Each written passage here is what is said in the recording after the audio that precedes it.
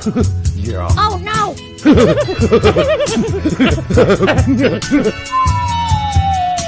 Matt, what the hell was that? Wasn't me, Coach. Welcome to the Straight Red Card. Get off our lawn. Welcome to the Straight Red Card, where we wax all the Dolphins, usually, just to make sure they're ready for the sea, ready to do their thing, right? Got to keep those wax, just like the only wax one dolphin here. That's probably a good idea. One dolphin at a time. I don't partake in waxing other dolphins. None of this, right? All right. Yeah, that probably just got us canceled already here on the show. And you might have been skiing. You never know. Maybe you're at a techno club. You never know. You know, the first time I actually ever used that phrase, and it's never been used before, I actually came up with that term, was a video I did with the D-Rec about Madonna, about her waxing her dolphin. And I don't even remember to what it referenced, but that's the first time I always had this thing with the dog, right? D-Rec had to come up with these new terms about, like, you know, like, what do you call balls? You can't call them balls. You got to call them not junk. Junk's already been used, but you got man marbles and plums and butter plums. And, you know, you got to come up with new terms for things like waxing the dolphin. The turd in the background says, "Welcome to the Straight Red Card. We have him. He's here. The person you have all waited for. We found him. We found the guy that got my wife pregnant. Greg Berhalter." I thought it was going to be Mike Crocker. Mike? That was going to be Matt Crocker. There you go. Is that Matt's brother? Whatever. I think it's Matt's brother, right? He probably, Matthew and Michael. He probably has a brother named that. Anyhow, I'll probably fuck that up again, I'm sure, before the show is over. God damn it, I just said F word within 7 minutes. It doesn't matter. It doesn't matter. We're still getting dinged. Yeah, it doesn't really matter. By the way, I watched so there was this video that came up on my feed, and it was Blondie at Coachella. I'm like, oh, wow, Blondie was at Coachella? Okay. And I clicked on it, and it was her doing Rapture. And I'm like, ooh, she can't really sing much anymore. She's barely getting those words out. And boy, that ain't the Blondie I remember. But hey, you know what? Then I looked it up. She's fucking 77 years old, performing at Coachella this year. That's crazy. That's absolutely insane. She did the rap, you know, in Rapture. Blah, blah, blah. That whole thing. Is that what she was singing? No. She actually knew the words. I don't. And you don't stop. We keep on blah blah blah. I don't know the words to that song. I'm sorry. I probably should. That was a Smash Mouth song you were singing there. Oh, I'm sure they are not original. They had to steal from Blondie. So there's that. And I thought, you know, Blondie still. No, I wouldn't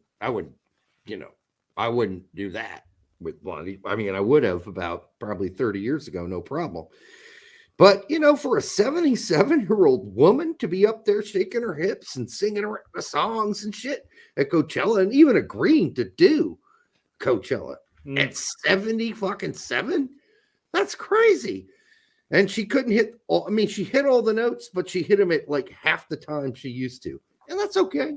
That's okay. At least she sings in the same key. Like fucking Elton John can't hit the notes of any of his songs that he wrote in the 70s and 80s. They play in a lower key so he can hit those notes, and they don't sound anything like the real fucking original songs. And you're kind of like, this is lame.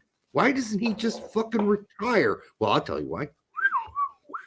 I'm pretty sure he doesn't have anything to worry about there. Pretty sure maybe Blondie might, but Blondie might. I feel like Elton John might be rolling in the dough at this point. Well, I think he needs to be doing any of this shit. They did use Blondie's Heart of Glass pretty recently in commercials. I remember hearing that and going, oh shit, that's a great song. I remember that. So I don't know. She might be making some money. People used to make a lot more money than they do now. Steely Dan also came up on my feed, and have you ever really gotten Steely Dan? Dan, does that band make sense to you? I can't. Like, I remember listening to it once many years ago when I was baked out of my mind, and I thought, this shit's really fucking, eclectic. This is different. This is fucked up. This is cool. And now I listened to it today, and I wasn't, and I'm kind of like, it's all right. I miss Whitney. The woman had pipes. Whitney Houston, I imagine he's alluding to. Yeah. Did they really use pipes with Coke? That's not nice. But yeah, I mean, her demise was probably, well, not probably, it was drug related. So sadly, I don't know if pipe related, but it certainly was drug related. And who knew? She was married to Bobby Brown. Big shocker. Shocker. Yeah, and that was a very tumultuous marriage. Very rocky, very rocky. Mm-hmm. But in the end, they always came back together, I guess. So, my bad. Right? My bad. Okay, well, that's all I got for bullshit. Except for, I want to ask if anybody. What you're pointing? I was gonna have you close your eyes. Oh, have you ever broken a toilet before? Like, not on purpose. Like a toilet just shattered. Have you ever had that happen to you? No. So I had this girlfriend coming over, right, in the morning, and we were going to go take a trip to something and do something. I think we were going to go canoeing. And this is many years ago. And I woke up and I had my Perrier bottle, the big, heavy, fucking big ass Perrier bottles. Sure. And I used to drink that at night. And so I woke up to take a fucking piss in the middle of the night. Was drinking my Perrier. I walked over to the toilet. I'm drinking the Perrier. I go down and it slips out of my hand. And that Perrier hits the fucking toilet and it shatters. And all my piss and urine goes all over the bathroom. Like, it just completely destroys it. So guess what I had to do when I finally went back and woke up? I had to go take a shit at the McDonald's because it was the closest restaurant to me. And that was the closest place I could go take a shit and piss. Anyhow, it's kind of embarrassing. I did get it replaced the next day, but I did have the girl come over and pick me up for canoeing. And I explained to her, you can't take a pee in here because, as you can see, my fucking bathroom. If a bear shits in the wood, I mean, I feel like that's good enough for you. No. I'm not going to take a shit in the woods. I mean, unless I absolutely have to. But are you calling me a bear? Did you call me a bear? Is that what you call me? Yeah. All right. Well, I guess I am now. I'm old and hairy. All right.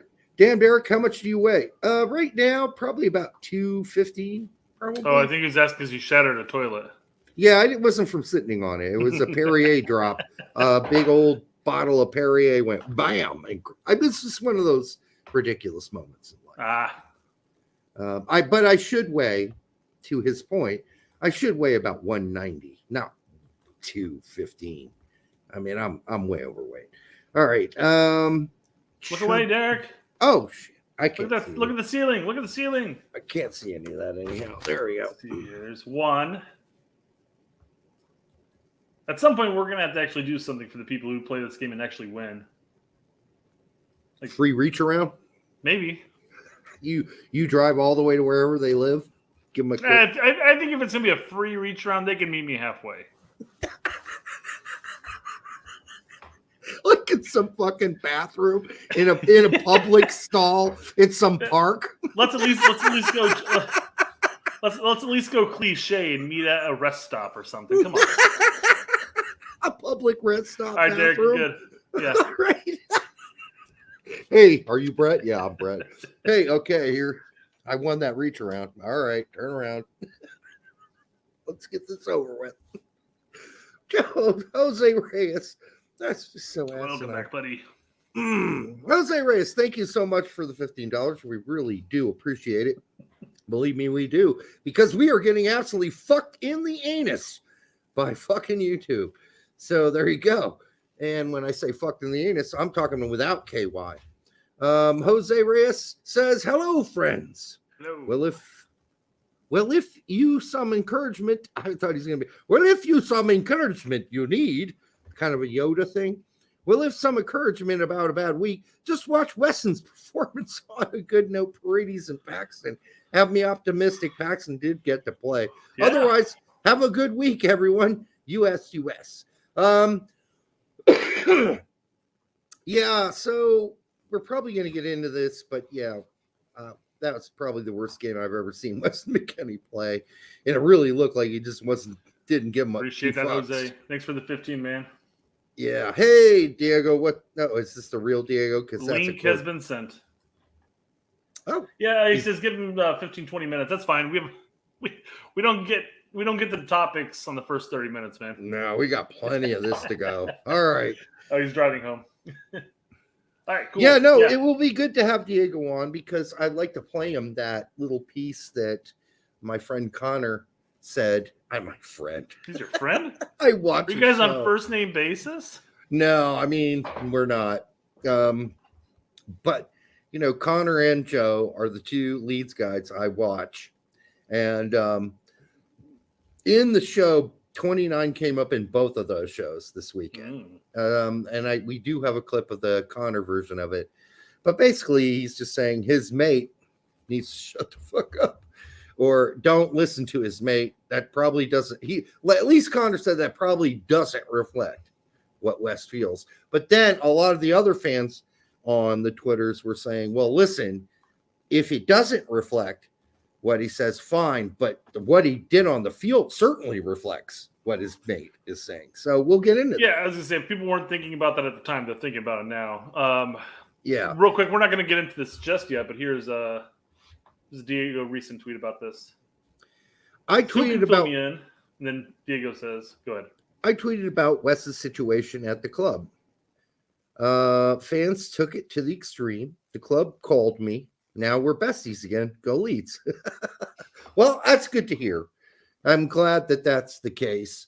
But right now, the club itself is not looked upon very brightly by Leeds fans, period. So if the club likes you, that's great, but I guess we got to make up with the fans too. But then you might... No? Nah. After the last game and the game before that and the game before that, 17 goals given up in 4 or 5, what is it? 18 goals given up in 5 games? Something like that. Anyhow, the last game, by the way, I watched it. Do we want to get into that now, or you got other shit you want to cover first? Okay. No, we gotta wait. Diego one's gonna jump in for that All topic. right. So All right. we might as well do it all at once. But we can go ahead and cover one of your favorite segments of the show, Derek. All right. Transfer news. They suck. All right. Here we go. I guess Chris Gary with some breaking news. It sucks. Chris Gary says, breaking news. AC Milan have a change of heart. No, they did not, Chris. They will trigger Sergiño Dest's option to buy. Surely you jest. The club has reportedly been impressed with Dest getting called up to the Continental Classico, El Clasico, which many regard the greatest soccer competition in the world. Thank you for making sure we understood that. What's was up with humor. this pixelated picture, Chris? Is this an NFT? What is this? No, pictures of Dest playing for AC Milan are so rare. This is about all they got left. He must have been moving really quick. I'm just saying, if he's that blurry in a photo, he must have been like 60, 70 miles an hour. Guaranteed. No, this picture was actually taken by a peacock on the side of the field with his home camera. One of those old-timey cameras where they're holding the flash, all right, ready? Yes. Click. Okay, right. We got him. Exactly. We're talking about 1950s style color photo here. This is like FIFA 95 on the Nintendo or whatever, that style of graphic. This is 8-bit. This is 8-bit graphic right here. Well, they had to make it with AI. Oh, here we go. Yeah. Chris says he took it with the BlackBerry. And that's after he smudged the lens with his Yeah. own sperm. All right, so Polaroids. yes, that's even worse than a Polaroid. Seriously is. Oh man. All right. All right. Well, yeah, that's good news for Dest. You know, AC Milan really wants that spot on the bench warmed up for another year or two. Mm-hmm. So, hey, why not? Somebody's got to warm the bench. Just ask even Horthath for the years he spent in fucking, well, all the years he spent. All the years he spent everywhere except for just recently. Except for recently, where, Just hey, recently. congratulations to him. As a professional player, Ethan is finally getting consistent playing time at the age of 28. Well, you know, that is the peak years of goalkeeperness. So it makes sense. And by the way, he did defeat Zach Steffen today. And after the game between Middlesbrough and Luton Town basically solidifying a top 2 spot or an automatic bid right now. And then Middlesbrough are pretty much eliminating themselves from any potential run to an auto spot. But those two guys hung out on the pitch field, grass lane, alley, whatever you want to call it, and had a good long talk. They seem like they really like each other, and they gave each other a big hug. Like, you know, it was cool. It was cool. And then the announcer's like, "Oh, this is 2 American keepers. They know each other." Yes, they do. Derek, the former president of the United States, is a big fan of ours, apparently. Okay, here we go. That picture is awful. Worst picture in the history of pictures. Whoa. You broke a character there. You said history. He doesn't say history. It's huge. It's history, if anything. He doesn't pronounce his H's. Worst picture in history of pictures. It's much better. There we go. I'm trying. I don't have a really Much good better. I'm trying my best. I want you to practice on the Derek. By Thursday, I expect a better one. I do better when it's more classical Trump stuff. I can do a good impersonation of it's huge. You gotta be able to talk through those. It's big league. Big league. I was almost spot on there. Picture. Perfect timing. But I got the hand gestures down. I just got to get the voice down. It's big league. All right. Tim Weah has some. There you go. Hold on. You didn't want to bring it up, but let's bring it up. Can you all get Carlson on TV? Heard he's looking for work. He's not going to need us, dude. That guy's going to go roguing it. I'm just telling you. He's going to start his own show and take his 4 million viewers. It's better than rogue gaining it. Away from, I think I read somewhere it was 4 million viewers from Fox. And then Fox can just go on doing their regular stupid shit with Hannity, where they give all the Republicans a reach around on their show, including Lindsey fucking Graham on a daily basis. Oh, Lindsey, thank you for coming on again. Oh, all right, just let me know when you come, and we'll start the interview. All right. Anyhow, yeah, I don't think that that was a good move for Fox. I actually heard Don Lemon is going to Fox and Tucker's going to CNN. Somebody said Tucker's running. And I'm like, he ain't running. That dude does not want to go through Cenk that. Said that. Yeah. Young Turks, yeah. I don't think he's running. There's just no way. He doesn't want that shit. Who wants to put up with that? Can you imagine in this atmosphere that we've got today? Anybody that has, I mean, that's just horrible. Cenk took a moment out of his pro bestiality comments to say that Tucker is going to become president of the United States. He's going to run for it, I guess, not necessarily become it, but I don't see that if happening. I was dictator, I would legalize bestiality. I mean, what the hell is wrong with you, man? What do you think this is, Spain? Come on. I was joking. I haven't watched Young Turks for so many years. I have no idea where they are now. All I know is I see snippets coming up, and it's all fun. Sidekick chick, the hot one or whatever. Anna, what's her face? Man, can't right now. Yeah, she's Kasperian. Yes, is that her last name? There you go. Yeah, well she keeps Anna. Yeah, she keeps getting in trouble, saying all kinds of stuff. I don't even know what it is because I don't bother clicking on it. But all I know, it keeps popping up on my feed. Tim Weah has emerged as a priority candidate for Marseille to replace Nuno Tavares. OM head coach Igor Tudor and the management are impressed with Weah's versatility. Oh, so they're going to play him at right back too. Oh, joy. And by the way, Weah did have a horrible game the last time he played and was yanked at halftime. This time he came on and played like, let's see what he played, like 12 minutes or so. It was okay. I'm not sure that this is the position for him. Wherever he goes, he needs to go where they're going to actually play him at winger or play him as a center forward. Otherwise, I'd say go fuck off. I don't want to play left back or right back. Not interested. I don't know, man. You got. I mean, absolutely. If you're looking for a new club, you can specify that, I guess. But I mean, as a professional at that point, I'd be like, I enter the team. I'm like, I'll play wherever. Fuck it. You want me at left back? I'll play left back. You want me at right back? I'll play right back. Go play with Rems. Rems. Sorry, Rems. Got to get that right. Rems. I heard they're going to be looking for a striker soon. Yeah, well, Balogun's not having the greatest time last couple games. Not doing well. And I don't know if it's just a, coincidence or a bad couple games, but he certainly looked off. Something off going on there with Balogun right now. So I hope he turns that around. I do. I mean, as long as he's going to play for us. If he's not, then he can go fuck himself. I don't care if he turns around or not. All right, what else we got? That's it. All right, it's been a good show, guys. We'll see you later. Thank you for turning in. Now we're going to do the infamous dead bird at a pet store sketch by, what is it? Who did the Holy Grail? Help me out. Monty Python. Yes.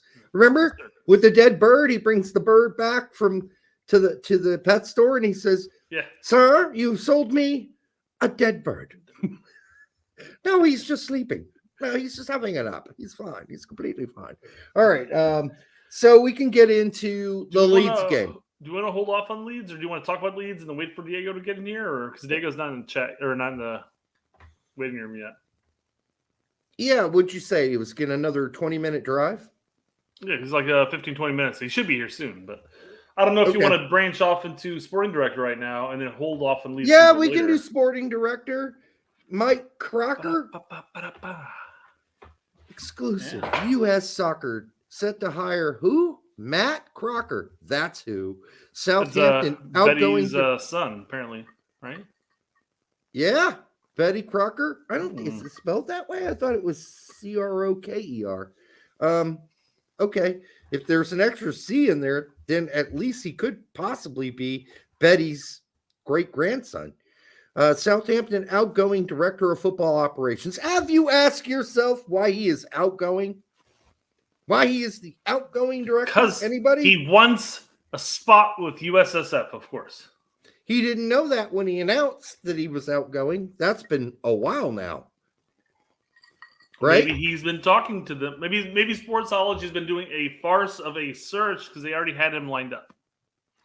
Maybe it's because Southampton knows they're getting fucking relegated.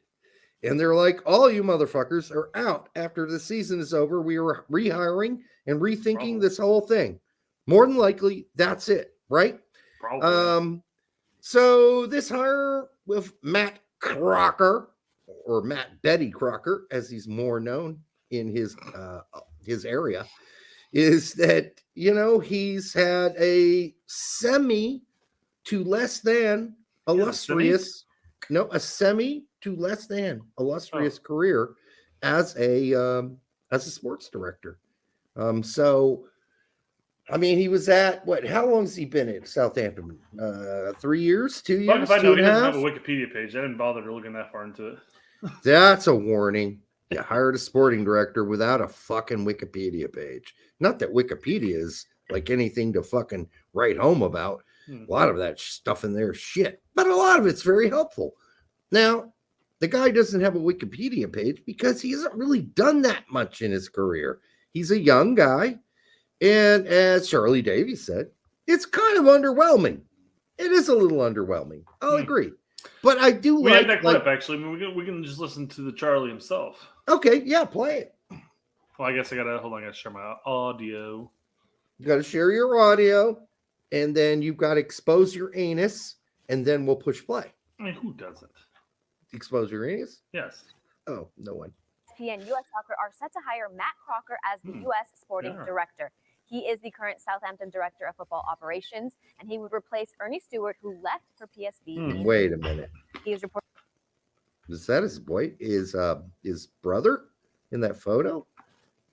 Is this some sort of weird ass Vogue shot? I don't know. I think this is like a GQ type of spread or something like that. Is this like I graduated from coaching school picture? And where are they? In a barn? The fuck is this shit? All right, well, a jail? That could be a jail. Southampton is a barn, is what you're saying? No, it looks like a jail. They're bars. It looks like they opened it up so the photographer. Scotland Yard has fallen. Scotland Yard has fallen so far down that their bars are now made of wood. Is that wood? Could Definitely be copper. like Could be Could copper. be copper, yeah. So I'm just saying it looks like a jail, and they opened it up just enough time to take two extremely amazing photos of him and I'm guessing his son. I think that would be his son. He looks too young. I don't know if it's his boyfriend. I apologize. I don't know. I don't know who that guy is. I just know that Matt Crocker's the guy on the left, and I have no fucking clue who the guy on the right is. That's all I got to say. Huh? No clue. Maybe this is a before and after photo. No, I don't think so. Just the other guy's on his knees, so we don't know what was happening. Whoa, we got me off guard here. Hey. The other guy seems to be on his knees, and he's standing, holding his crotch area. I'm just saying, I'm not saying anything. I'm just saying it's an odd photo. It's the pleated pants. It's an optical illusion. Oh, does he have pleated pants? No, it's a Ron Burgundy quote. All right. Well, they both look. Illusion. Nothing to see here. Just gonna walk it off, guys. They both look very suspiciously happy. All right. For PSV in February. He is reportedly going to finish out the season before joining U.S. Soccer. He's not getting The shit. Italian He's Football finishing off the Federation season, president Derek. overturned Romelu Lukaku's one-game He's going to finish suspension. it off, all right. The Interstar was sent off in the first incidents in football this weekend. The most high-profile. Is that it? The referee was hit. Football has been What are you for doing? a while now. We saw the lighter. I understand given. Oh, there we go. U.S. Soccer hires him. Charlie Davies as our U.S. Soccer ex-player. How do you feel about that hire? It's underwhelming, but Yeah. at the same time, There we go. That's all we have to hear, right? Is that all he said? No, he says a lot more. I understand given that they were with Ernie Stewart, a former U.S. international who had made his name as a sporting director in the Dutch Eredivisie. So I understand why U.S. Soccer went that way. I'm very curious to know who are the other candidates. As far as I know, there's only one other person that did an interview. Yeah, well, I mean, the other candidates Was Gooch. Was Gooch is there? Yeah, absolutely. He actually got. I think Davies. I think it's kind of what Davies is alluding to. He's like, what happened with Gooch? Why is he not considered a decent enough candidate here?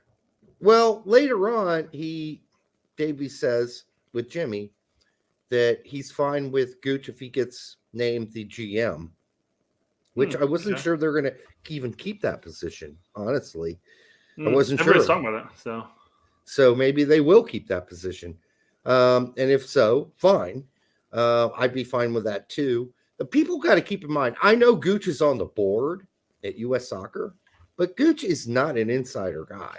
Like, he does not rub cocks. Is Crocker an inside guy? No, Crocker's definitely not an inside guy. But he's also the guy that apparently wanted to hire fucking Jesse Marsh. So I think we're looking at a Jesse Marsh manager coming very soon. If you wanted to hire him, and then Jimmy said, well, I don't really think I had a recent discussion with Jesse. I don't think he's really interested in the job. Bullshit. Yeah. Bullshit. Yes, he is. And he will take it if offered. So, yeah, I'm not bothered. I think what the hell is this? I think with Jesse constantly having opportunities at EPL with Leicester and then with Southampton and all falling short last second or something happened, I think they're all just biding time. I think Matt Crocker knew he was going to USSF at some point, and that's why Jesse's like, I'm going to wait. I'm going to feel out my other options. And because he knew that Crocker was going to bring him along as U.S. national team coach, despite the fact that USSF already wanted him. You think when he came to the interview, by the way, if that U.S. Soccer didn't have a few Betty Crocker meat pies cooked up for him? I bet you they did. If they had a sense of humor, and we know the turd does. Who they does? Absolutely would have. The turd. The turd does, but the turd wasn't the one doing the interviewing, dude. Could have been. You never know that. No. Actually, the turd mentioned earlier on the show that Crocker wants him fired. I'm telling you, Doesn't Crocker like my might. style of fluffing. Yeah, well, it gets annoying. Matt Crocker was the youngest sporting director for Southampton ever. He led the youth team to its most successful years as the director of the youth program from 2017 to 2019. Yeah, that kind of stuff. Well, okay. So what's the shit? What's the shit we got here? There, to your point, we're all caught out of left field. Like, who the fuck is Matt Crocker? Well, we have an interview here where this guy interviews Matt Crocker, and I have no idea who this guy is. So that's more what the fuck's going on. He's got like 340 some odd subs, so he's a big deal. So Matt Crocker, this is me. You're probably pretty good at what you do, but he's interviewing Matt Crocker, and it's how only did he got 34. Get an interview with Matt Crocker? It's only got 34 views, and it's 2 years old. So that lets you know how many people are YouTube and searching Matt Crocker. Damn, you dug this shit up. All right, let's see. Somebody posted on Twitter, actually. Okay, so, hold on real quick. Here's Chris Gary. We love you. For $4.99 what Brett would do to you in private. Who's coming on the show first? Tucker, Lemon, Lee Hamilton. Lee Hamilton's practically dead. And actually, I know Lee Hamilton. I've met him more than once. Or Ronaldo. If you're talking about the same Lee Hamilton, which I think you are. No, Lee Hamilton's the San Diego dude that we roasted on that one show.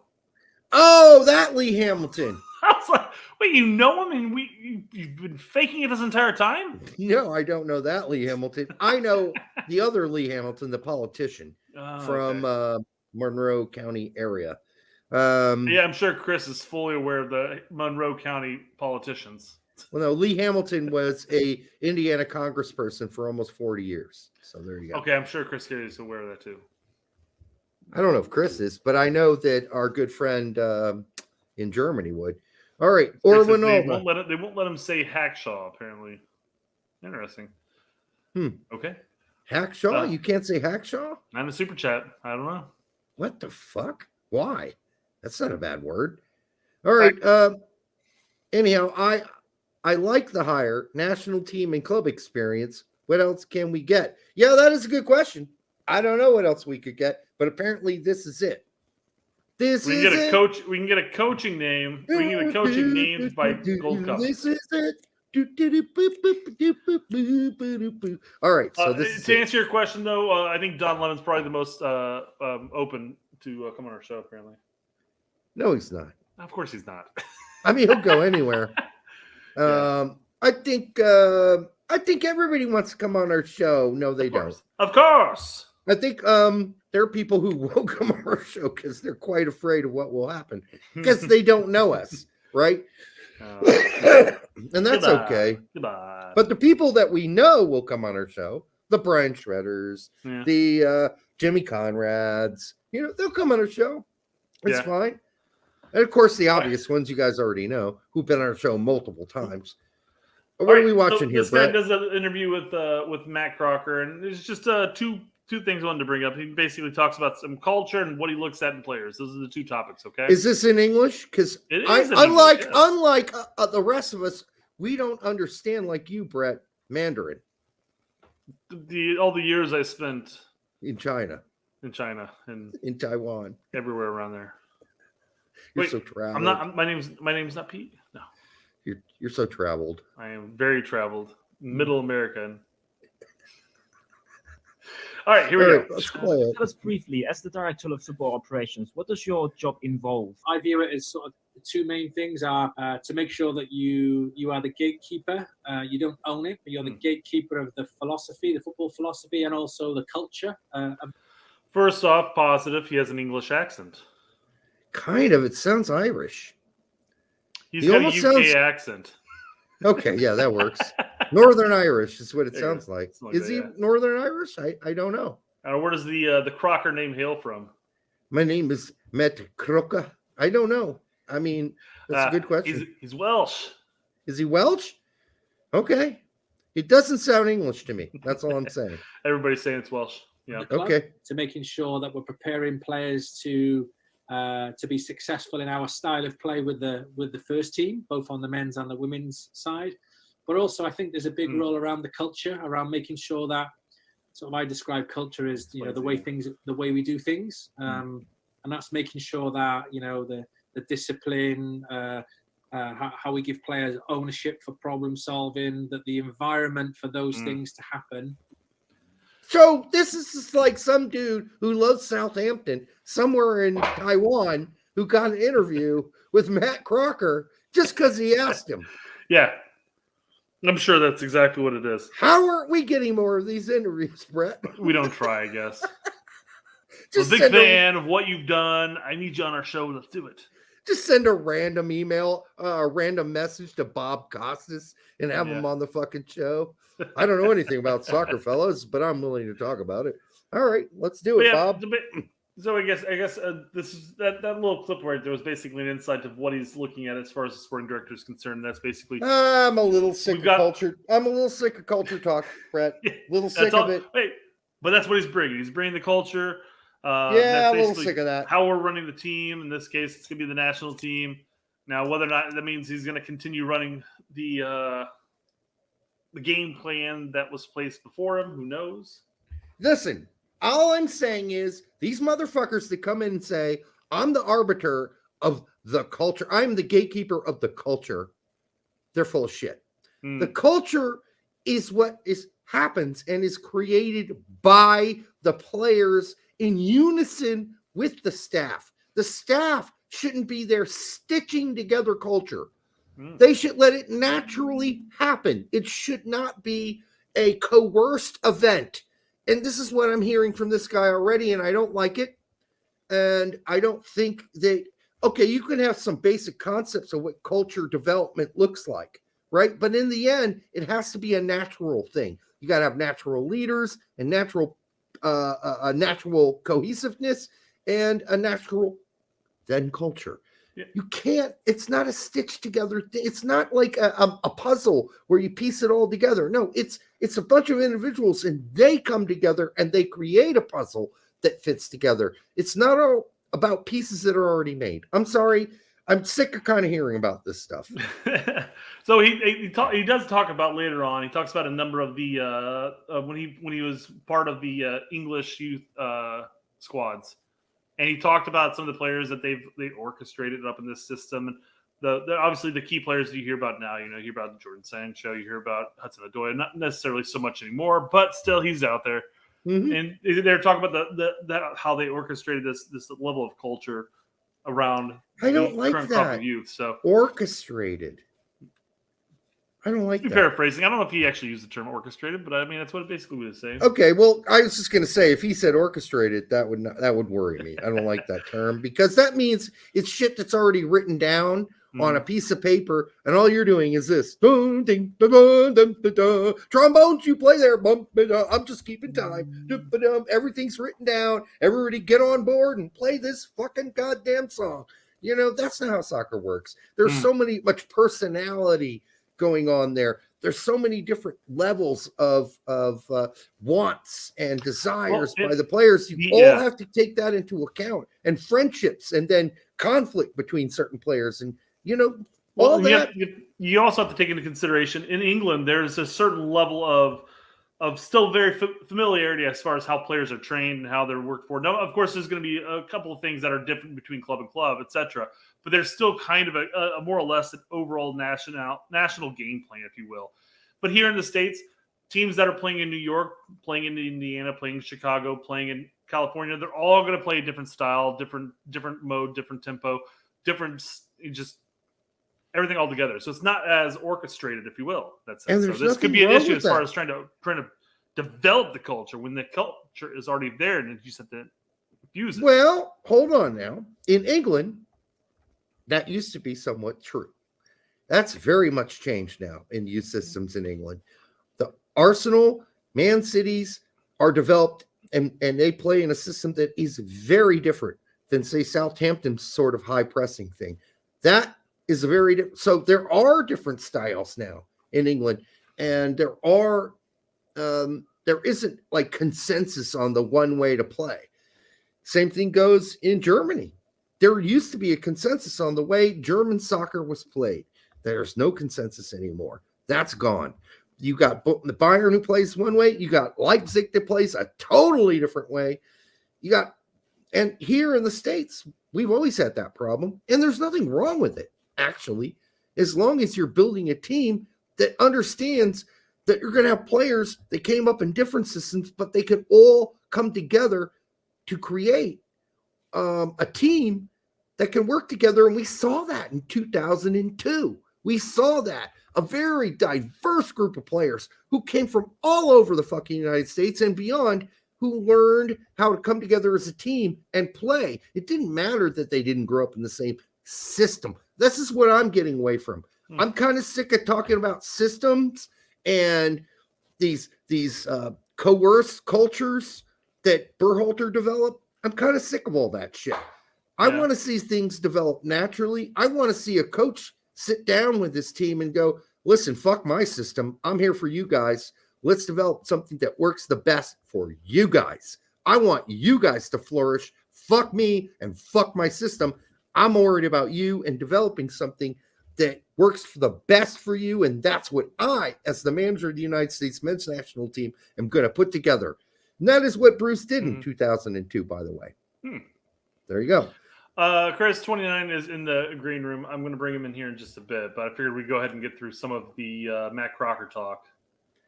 I think we're almost done with Matt. Well, yeah, I mean, I wanted to bring up another clip here where he talks about the things he looks for in players. Okay, I feel like that could be something to think about when it comes to who we are calling in future camps. I'm not telling people to take a big fucking shit on Matt Crocker yet. I'm just saying some of this shit I have heard before come out of Jesse's mouth. I heard come out of Berhalter's mouth, and I don't like that talk. And I'm really kind of sick of it. It's all pretty much written at this point that Jesse would likely be manager moving forward here. It looks like it. We'll see what happens. When you look at a young player, what are the aspects that you look for? I break it down into technical and tactical would be one. Physical, psychological, and social would be the sort of 5 things that we'd be looking for. And if I just explain a little bit more, so technical being what you see on the pitch in terms of the player's skill level, their touch, their ability to move well with the ball. Tactical would be very much around their game understanding, so their understanding of their position, understanding of the role within the team. Physical, so the player's ability to be successful in the game through his physical actions, so things like their speed, their ability to turn quickly. I'm gonna pause it here. I don't think this guy's gonna strike us for anything, but just in case. You're worried about this guy? I'm worried about anything at this point, man. I just have to think about that. So no, I don't think that's gonna. Yeah, happen. here we go. Let's finish up this couple of things, and then we'll move forward. So if they're a fullback and they're in 1v1 situations, their ability to change direction and recover and tackle effectively. Psychological and social factors. So psychological, their ability to deal with setbacks in the game. Socially, their ability to communicate with others. Being pissed on in the showers.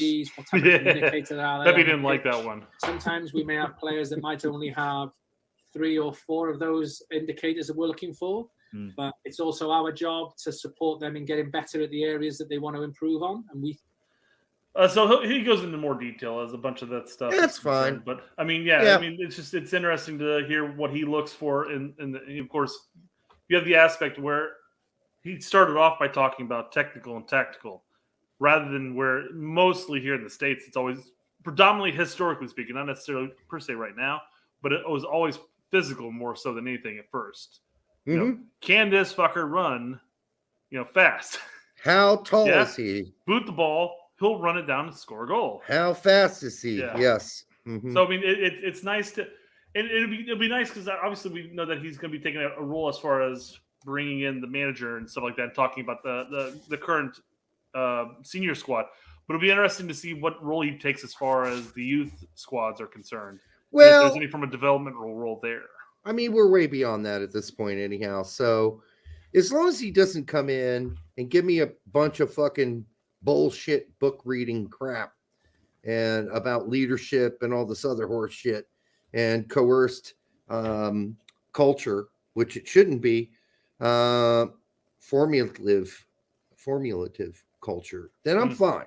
Because listen, you can build a framework, but you got to let the team be itself. I mean, obviously, you don't want anybody getting, beat up or anything like that. That's not the kind of culture you want to bring. So there got to be see, this is what happens first. The team comes together and they develop a value system together, even if it's informal. Like, okay, these are the things we can all agree on behavioral wise that we can all agree are the basic, these are the basic things we all need to do. But then as far as the players, the way they interact, the way they work together, the way they build camaraderie, some of that's got to be natural. And when I see somebody over talk, like orchestration of culture, it bugs me. It bugs me a little. Sorry. And it's just because we've had Berhalter for, the last 4 years. So it bugs me a little. I'm a little cautious now at this point. And then even Jesse Marsh, again, a lot of dogma coming out of Jesse Marsh. So it worries me as well. I tweeted about Wes's situation at the club. I know. I'm going to read it and then we're going to introduce him. Fans took it to the extreme. The club called me. Now we're besties again. Introducing the one and only Diego Mendoza. Diego, how are you, man? Hi. Can you hear me? Yo, what's up, man? We can hear you. What's up, brother? What you been up? up to? Life. Yeah. Arguing with Leeds fans. I was like making friends with English fans, huh? But Derek always tweets, or is it Derek or Brett? One of y'all always, whoever runs the account, always tweets me, making new friends again, aren't you, Diego? Yeah, that's me. That's Brett. Always like every time. Yeah, I leave you alone. No, Yeah. I see you getting into it with a couple of people. I'm just like, well, you know what? I don't even get into it with them. They just all reply under my tweets, and I don't even acknowledge them. I might respond to 1 out of every 100. Sure. Yeah, I don't. So what's the one that sparked them off the most, though, Diego? You don't have it. I don't think y'all have it. It's I deleted it. Okay. It was I have a screenshot of it. Hold on. All right. Let me DM it to you right now. You don't have to share it. No, you can pull it up. Okay. If you're comfortable with it, I'm comfortable with it. So I think it was a tweet where Diego said, "Fuck Leeds, they're trash. Wes is gonna do something else." That was the one, right? Did Wes tell you to, hey man, you got to chill on that, take that shit down? Here, while he's looking this up, Derek, this one's for you. Larry at $5. Thank you, Larry. Thank you, Larry.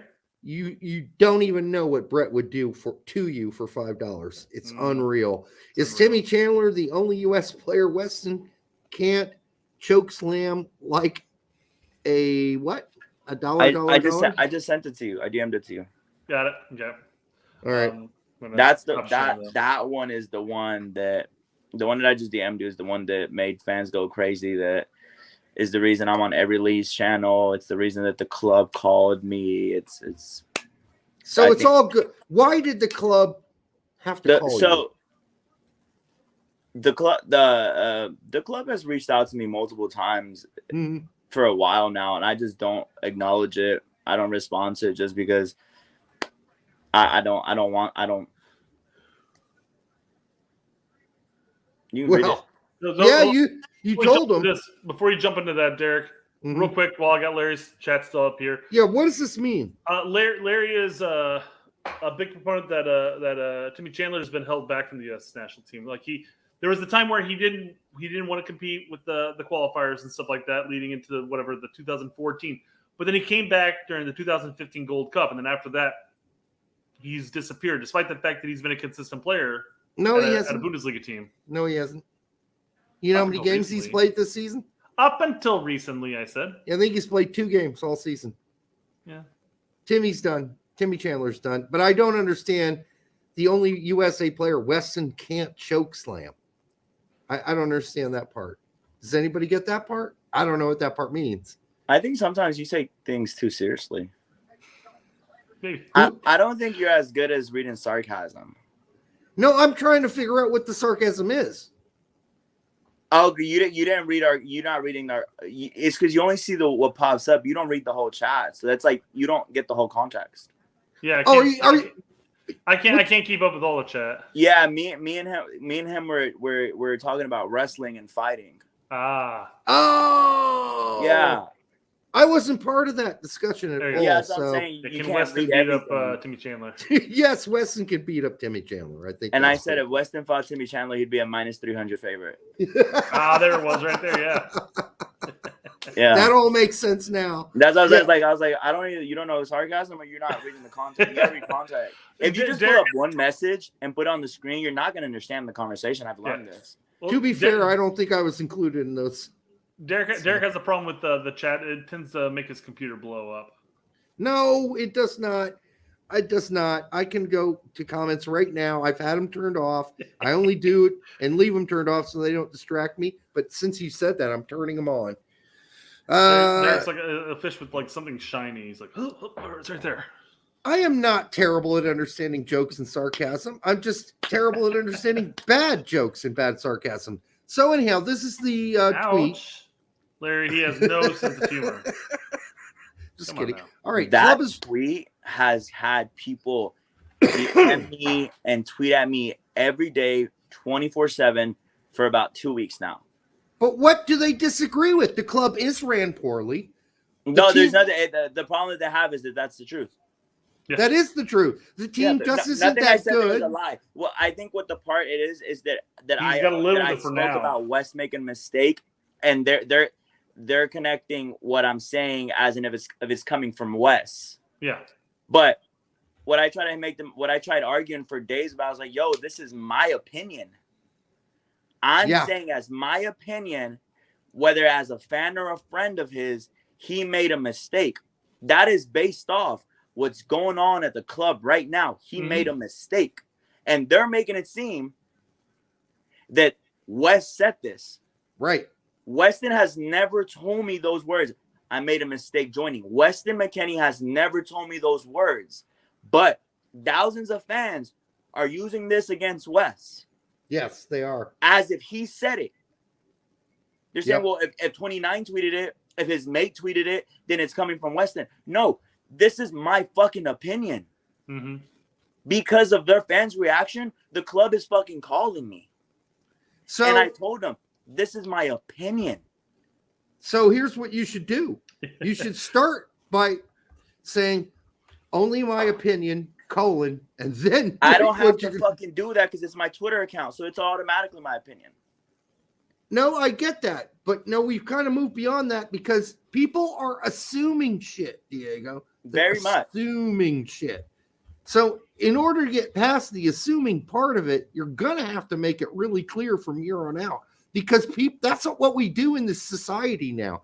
Everything's an assumption. Everything is assumed. Nothing is clear cut because people make shit whatever they want it to be. So in order for you to get out of that realm, you're just going to have to be clear cut and say, this is my fucking opinion. Here is what it is. It has nothing to do with Wes. You don't even have to say that that's nothing to do with the West part. But maybe you could just say, hey, here are my thoughts. They've literally taken it to the extreme. I'm getting hundreds of DMs and texts or tweets at me on a daily basis. Oh, and after the game on whenever they played Saturday or Sunday against Fulham, whenever it was Saturday, whatever it was. Saturday morning, yeah.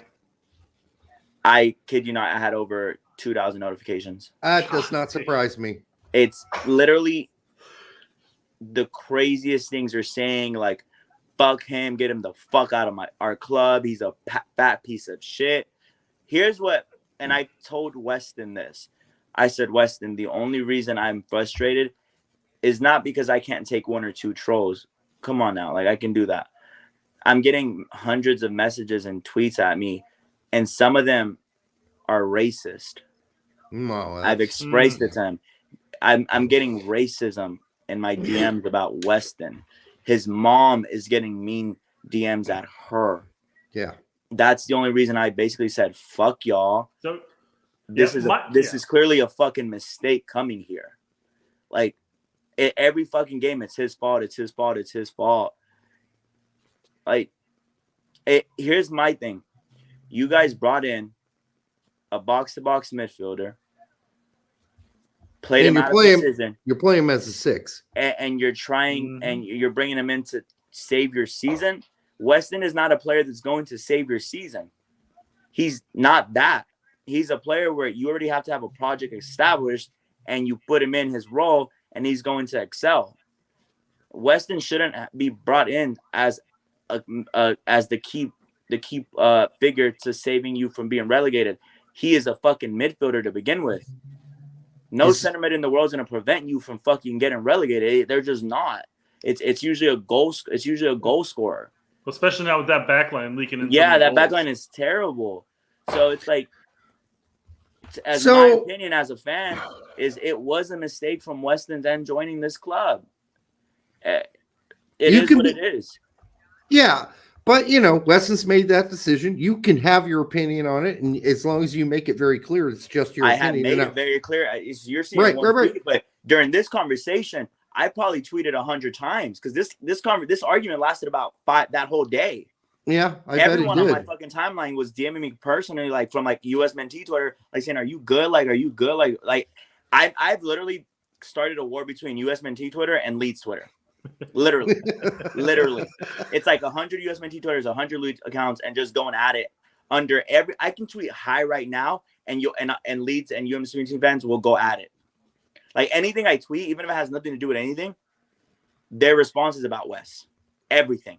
I can tweet I can tweet about the Lakers tonight, and they're gonna respond with Wes. Hate. Just to be absolutely clear, your opinion is all you've stated here. This is not Wes's opinion. No, and your opinion. Telling me, you're the one. Yeah, that's very clear. And you're the ones telling me that I'm on Leeds channels, and they're talking about this like if it's Wes's opinion. I didn't even know I made Leeds channels. I didn't even know that till now. Yeah. Like if there's a clip, I'd like to see it. Well, we can play one of them. We do have one of them teed up. This is news to me. This is Connor talking about you. £3 to cheer in. Let's do a GoFundMe for Weston. Lucy's in the building. Hi, Lucy. Not often I take a dislike to one of our players, but the way I've done, I have done with McKennie, his vibe is just arrogance, lazy. Thinks he's bigger than the club, and I don't want to see him play for us again. Yeah, his mate's on social media as well. But do you know what? His mate, who we're all very aware of, I do feel quite sorry for McKennie there because his mate shouldn't be coming out and speaking for Weston McKennie on his behalf. And I'm sure who's speaking for Weston on his behalf. Well, but who? No, yeah. Who is speaking for Weston on his behalf? What's his person's name? This is Connor. This is Connor. You know what's funny? Mm-hmm. He just DM'd me, asked me to get Weston on his channel. Mate, it would be a huge honor and pleasure if you got Weston on my channel. It would be huge. Shut the fuck up, pussy. DM me. You're asking me for he's asking me for favors, and he's like, I feel sorry for McKennie for this, mate, because I'm not speaking as McKennie's fucking PR agent. I'm speaking as a fan. Yeah. Or even if I was speaking as a friend, I can still have an opinion. No, you can't. And we had this discussion. His dad's first opinion on Twitter was Weston is too good for this club. Yeah, but I don't know. That was his dad's nobody takes that seriously. Yeah, so why take mine? Because you're his good friend, my friend. And that's his fucking father. That's what's gonna happen. Well, you've made it very clear, and other people know it as well. He's not really close to his father. He's close to you. Regardless, though, Leeds fans don't know this because they're new to John and Weston. No. Fair enough. I had the same issue too because I didn't realize that when I brought it up. A problem with my tweets, but they don't take John seriously because they know the situation. But Leeds fans are new to John and Wes, so automatically you will take what his dad says seriously. Automatically, just off the get-go. I'm not trying to debate this. I'm just saying that a lot of people know parents that say crazy shit, right? They're just crazy. But let his crazy friend fucking say parents. something. Let his friend have his opinion. Like, But- this guy's a fucking clown. I'm gonna DM him right now, call him a bitch. I don't give a fuck. He's a bitch because he literally just DM me. He literally just DM me saying, "Mate, it'd be a pleasure and an honor if you can get Weston on my channel. It would be so fucking huge. I have a big following." Shut up, pussy. Right. Like, for real. Shut the fuck up. Again, this is what I talked about earlier. Right? No, but they're There are saying a lot that of I'm speaking for Wes's assumptions. behalf. That's I the know whole you- argument, that I'm speaking for Wes's behalf. I'm not speaking for Wes's behalf. I'm speaking off my Twitter account, Just which Diego, is owned by me. Diego, I know that. Yeah. Brett knows that. But we're living in a world of assumptions. And so he is assuming, because you're his boy, you're his mate, that you're somehow getting some shit in your ear that you're hearing and you're putting it out. That's all I'm saying. And it is presumptive. I agree with you. It's presumptive of him to think that. But we live in a society of presumption at this point, and it's unfortunate. So now we just got to make shit as clear as fucking possible for everybody. But the part that irks me is him saying, "I would feel bad for McKennie." I would understand if he just said, "McKennie's mate just needs to shut up and stop talking on Twitter." I would understand that. The part that pissed me off is, I would feel bad for McKennie for his friend. Yeah. Weston makes $10 million a fucking year. I would never feel bad for Weston ever in his fucking life. I just won't. I guess that's Connor's way of softening the blow, right? He's like, don't put that on McKennie. You know, put that on his mate. Don't put it on McKennie. But that doesn't make sense, because they're saying, don't pick a side. Don't put it on McKennie. It's just his friend talking. Or am I not speaking for McKennie? Like, which one is it? Am I speaking for Weston, or am I not speaking I don't for Weston? know. Because those are contradicting. They are. You're completely right. I went back 15 seconds. Let's re-listen to what he says here and just see what the actual terminology he utilizes. I want to see him play for us again. Yeah, his mate's on social media as well. But do you know what? His mate, who we're all very aware of, I do feel quite sorry for McKennie there, because his mate shouldn't be coming out and speaking for Weston McKennie on his behalf. And I'm sure McKennie. No, keep going. Oh, okay. He doesn't appreciate that as well. But Weston doesn't appreciate it by well. I think that's it. Yeah. So, man. You know, it's unfortunate you had to get stuck in this. You know, it's just the whole argument. The whole reason that all this started is because they all assume that these are Weston's feelings. I've got, like I said, I kid you not, I have thousands of mentions from them and hundreds of DMs saying, like, just crazy shit. And the only reason I ever came out publicly is just I've kept it very chill for Weston throughout his whole career, throughout his entire fucking career. I just because I just don't care to speak about it. Like, I just, like, the true feelings behind him, like, I've kept it very quiet. I speak about him in general, but when I like real behind the scenes shit, I have never ever spoken about him once, just because that's personal, that's our business. But I was getting so much racist DMs, and I was just like, you know what, fuck y'all, like, y'all don't deserve him. Like, every game it's his fault. Why is it his fault? Why isn't it your defense's fault? Why isn't it your president's fault? Why is it Weston McKennie's fault? Because he's the one that's worth $40 million that you guys have to sign or something. Like, why is it his fault? Like, this is on the club for trying to bring him in to save the season. You guys should have brought in a striker that can score goals, or a winger. Like, why'd you bring him in? It's like, he has Bamford. Why would they need a striker to score goals? He has these unrealistic expectations. On him. Like, the club is ran poorly. I'm sorry, it is what it is. The club is ran poorly. The team. I think most Leeds fans would agree with you on that. So, I got a couple of chats here I'm going to pull up here, but here's the super chat that fits in with what you're just saying. Christopher Hellman for $2. Thank you, Christopher. We appreciate it. Brett won't do much for $2, but he might touch it. You got a pat on the back. How about that? Yeah. Leeds issues are bigger than Weston McKennie. It's everyone. No, that's very true. Melier should probably not start next game. Who do they have backup to him, though? Cock can't start anymore going forward. I'm sorry, that shit's limp. Firpo needs to get started out on the left. You got to move Wober in there in the middle with Cooper. And then maybe you need to play 3 in the middle and give McKennie free reign as sort of an 8/10 and have Forshaw and Roca play the holding midfielder spot. This same Connor guy tweeted out his lineup for tomorrow, and Weston's on the bench. Well, I will say this. He did say in his show today as well. However, if we play 3... Oh, you're ruining it. That's going to be the next clip, yeah. Yeah, he said he should start. Play. because he'll play in a more natural position if they play three. D says Rocker has ability, but doesn't have the physicality, speed, or mentality to be a Premier League footballer. I think you bang on, D. I think he is a Premier League footballer. I think he needs a balance in the midfield, though. I don't understand why we've not tried out a midfield three, really. Maybe that would help McKennie if you had Forshaw just at the base. These are things I'd like Javi to try. I mean, that's basically it right there. I mean, he literally has. I mean, I don't think he's happy to try Weston in a midfield with three. He literally has West on the bench for his, like he posted earlier. His lineup. Well, he did that because Javi is Gracias is only playing a 4-2-3-1. He will not play three in the middle. He's done it once so far, only once. Who's the better option there than Weston? Then what do you have on the bench? Yeah, I don't think that Forshaw is a better option. What do you have on the bench? But I don't like McKennie playing a fucking six. I'm sorry. No, Weston can play defensive. Weston can have his defense. He can cover his defensive duties, but like he did against El Salvador when he basically played six. But in the Premier League, he's not a six. No, he's not a six. The natural six. No, he can cover defensive duties, but he can't be a full-time six. That's not his position. He's a box to box. He's a number 8 who likes to go forward and roam freely. If you try to contain Weston to one spot, he's not gonna do it. It's just not gonna work out. I've seen Weston play since he was fucking 12 years old. Like, imagine for a second taking fucking Aronson out of the 10 and playing Wes as an 8-10. Weston is a 10, but it would still Weston's not a 10, but it would still at least be a little bit more up. That's better. I mean, you want Weston in and around the box is where you want him. Yeah, that's what I said. An 8, yeah, an 8-10. And like who also plays the 10 role. 10, not actually play with an actual 10, but yeah. Right. Yeah. But so take Aronson out. Aronson needs to take a hike because all he does is flop around. There's on the people floor. in the chat saying that like I'm getting it, like gets me. No, what are y'all not understanding? I am being sent racist DMs about one of my best friends. Okay. What are y'all not understanding about that? Before we get to the comment here, no, hold on. I'm going to jump back to what you're saying. I want to talk about what you're saying. No, I just want to talk about the racist DMs first. Yes, so did I. Oh, okay, go ahead. You're not listening to me.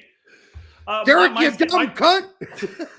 My stance on whenever anything like that, racist, physical threats, anything that shit, is you make that shit fucking public. You call them out. And you dude, they don't DM me out. They don't DM me after. They all use burners to say the crazy shit. It'll have 0 followers. Fair enough, but following 2. If they're dumb enough to send it from their actual account, they're fucking retarded.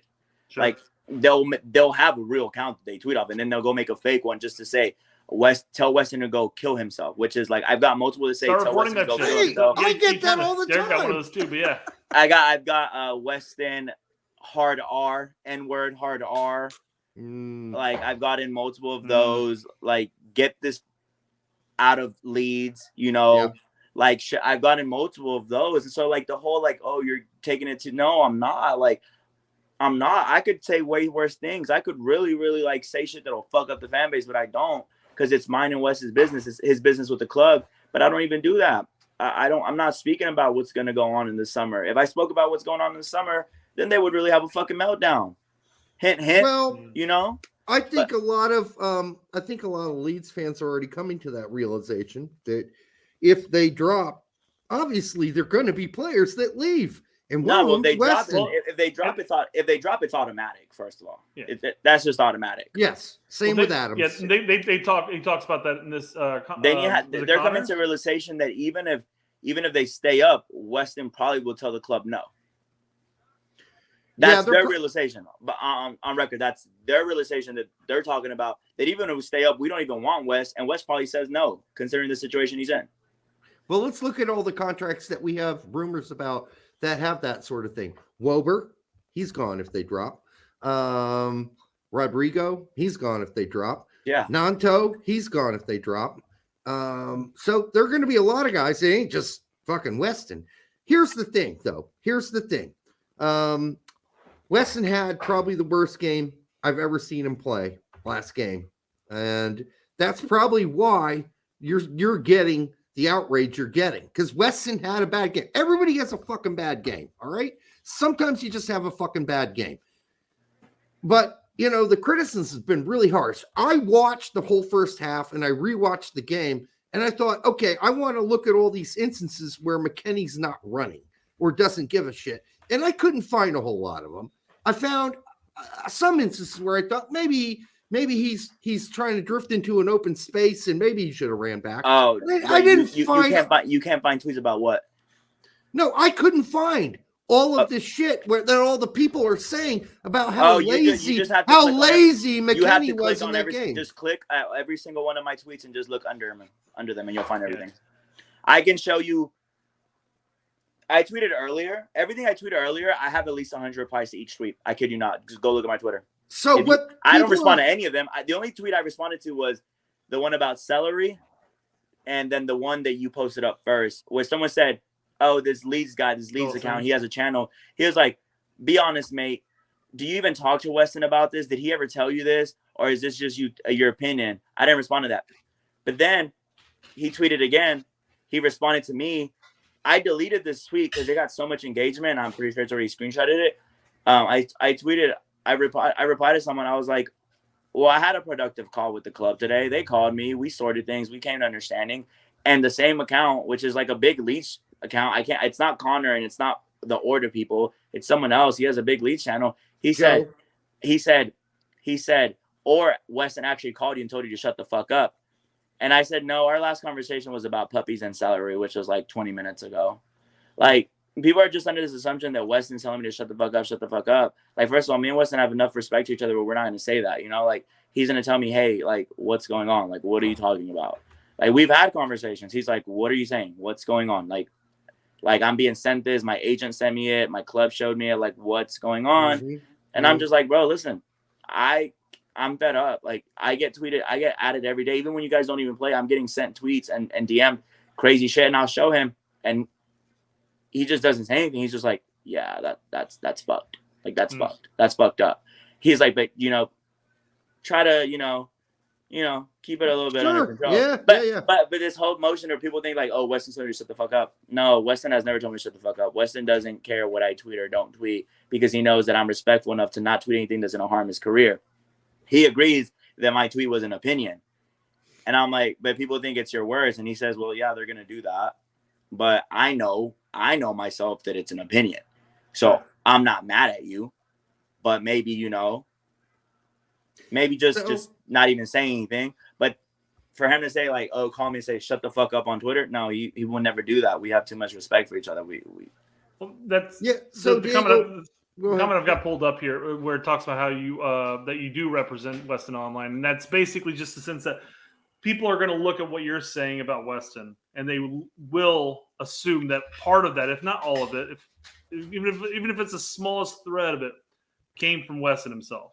Like, oh man, this is a mistake. It's unnecessary drama, and they act like. Go ahead, keep going, continue. I was saying, yeah, they're gonna say like, even if Weston was talking to him like, oh man, I shouldn't have come here. This is a mistake from the get go.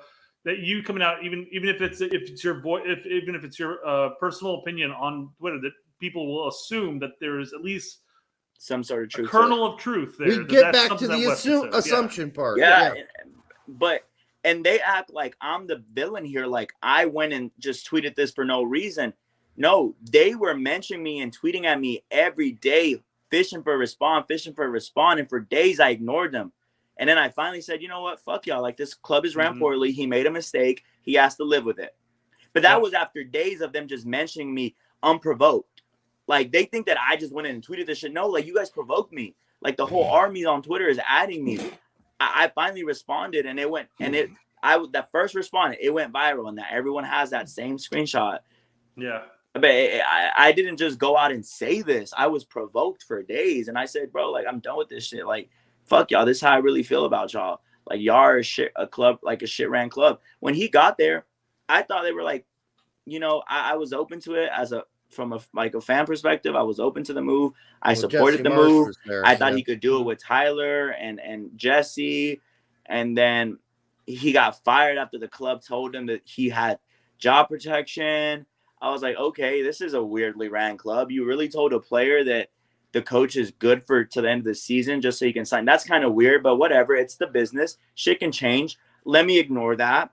A couple wins, a couple good performances. We were good. I was still talking about him. And then Weston had a couple bad performances and everybody started adding me and sending me crazy shit for days, for weeks, and I was like, I was just ignoring it. And then I finally got fed up when I saw the racist shit. I was like, bro, fuck this shit. Y'all are a poorly ran club. Y'all literally told him that Jesse was going to stay till the end of the season because you knew he wanted to play with Jesse, and then you fired him. Yeah, So- it's funny. It starts with that. say- Like that's my opinion as a fan and a friend. That why would y'all even do that? That's where everything starts with me. It has nothing to do with West. This isn't West's opinion. This isn't West saying they fucked me over. No, this is my opinion. I know what was said in negotiations. I was in the loop with everything. I know what they told West about Jesse.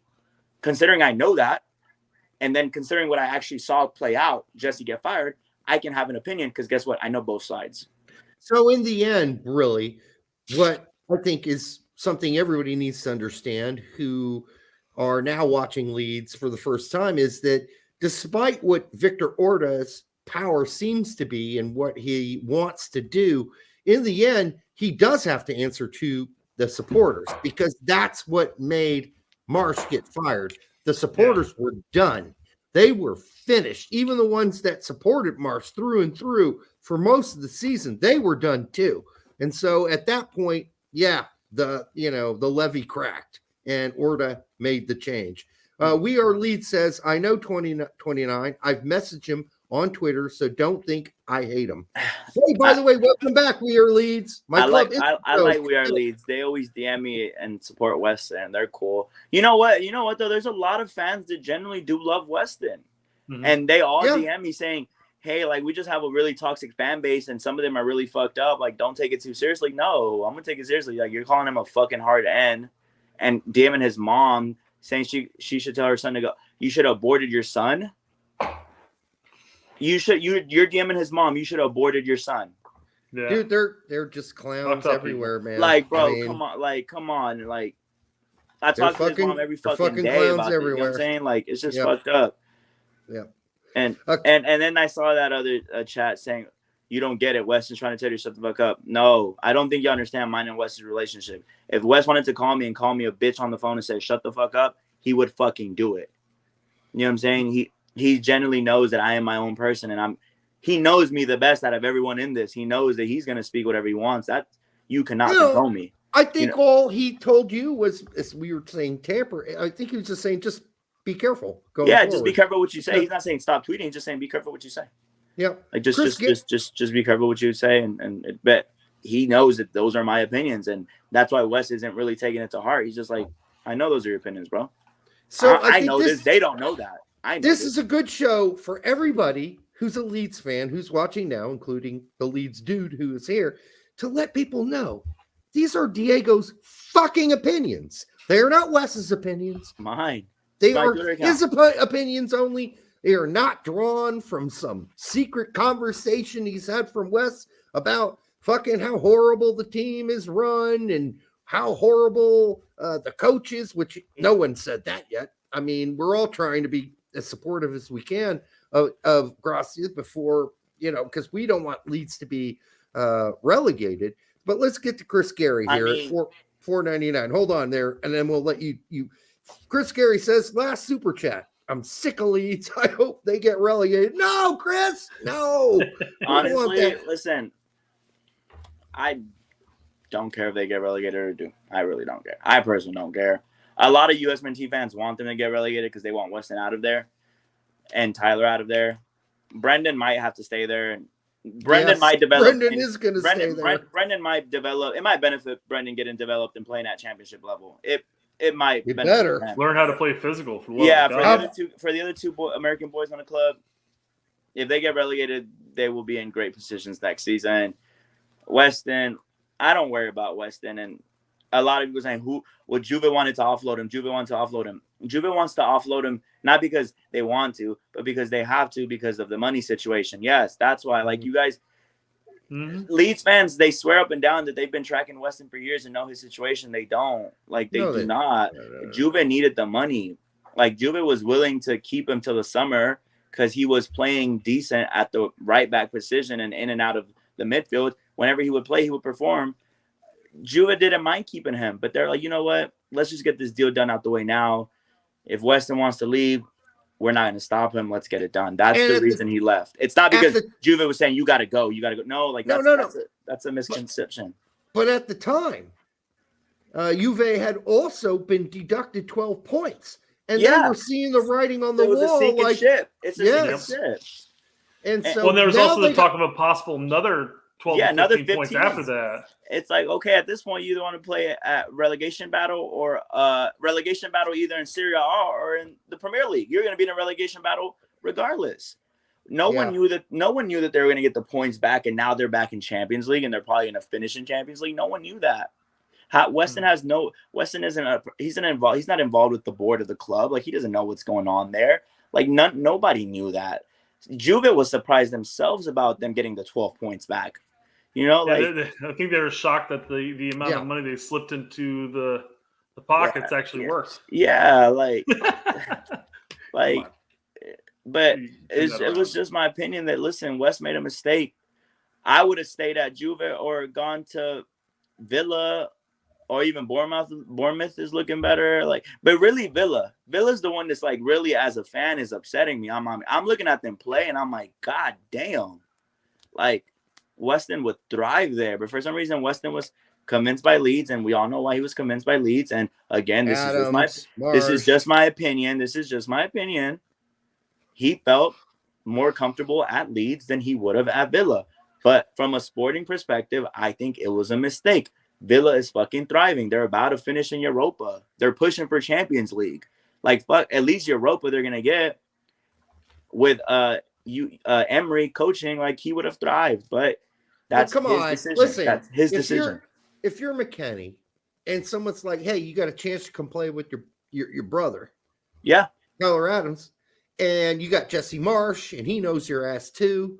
And they've got this whole vision of what they're going to do going forward. Aren't you going to bite on that? I would have bid on that too. I would have bid on it if I were McKennie. I would have said, hell yeah, sign me up. Let's do this shit.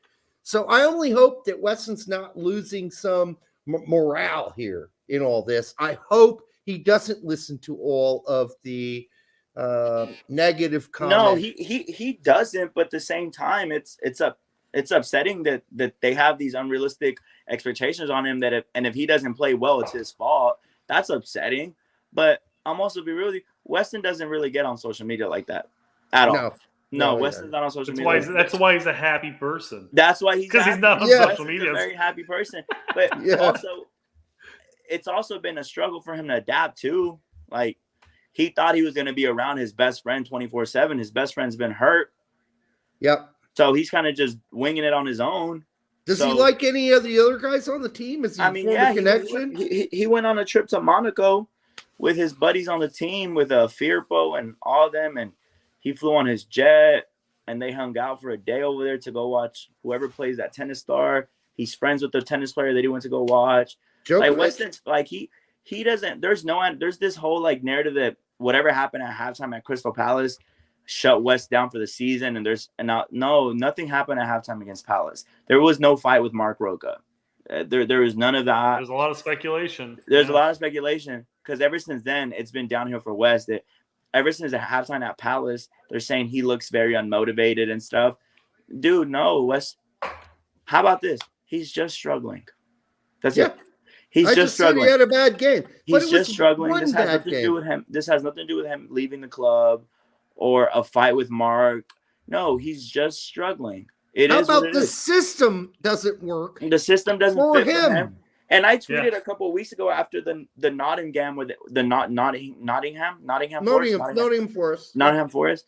I tweeted after that, and my tweet went viral. I got thousands of likes on it. It was where I'm so proud of Weston for being able to adapt to a position he doesn't even play in. Yes. And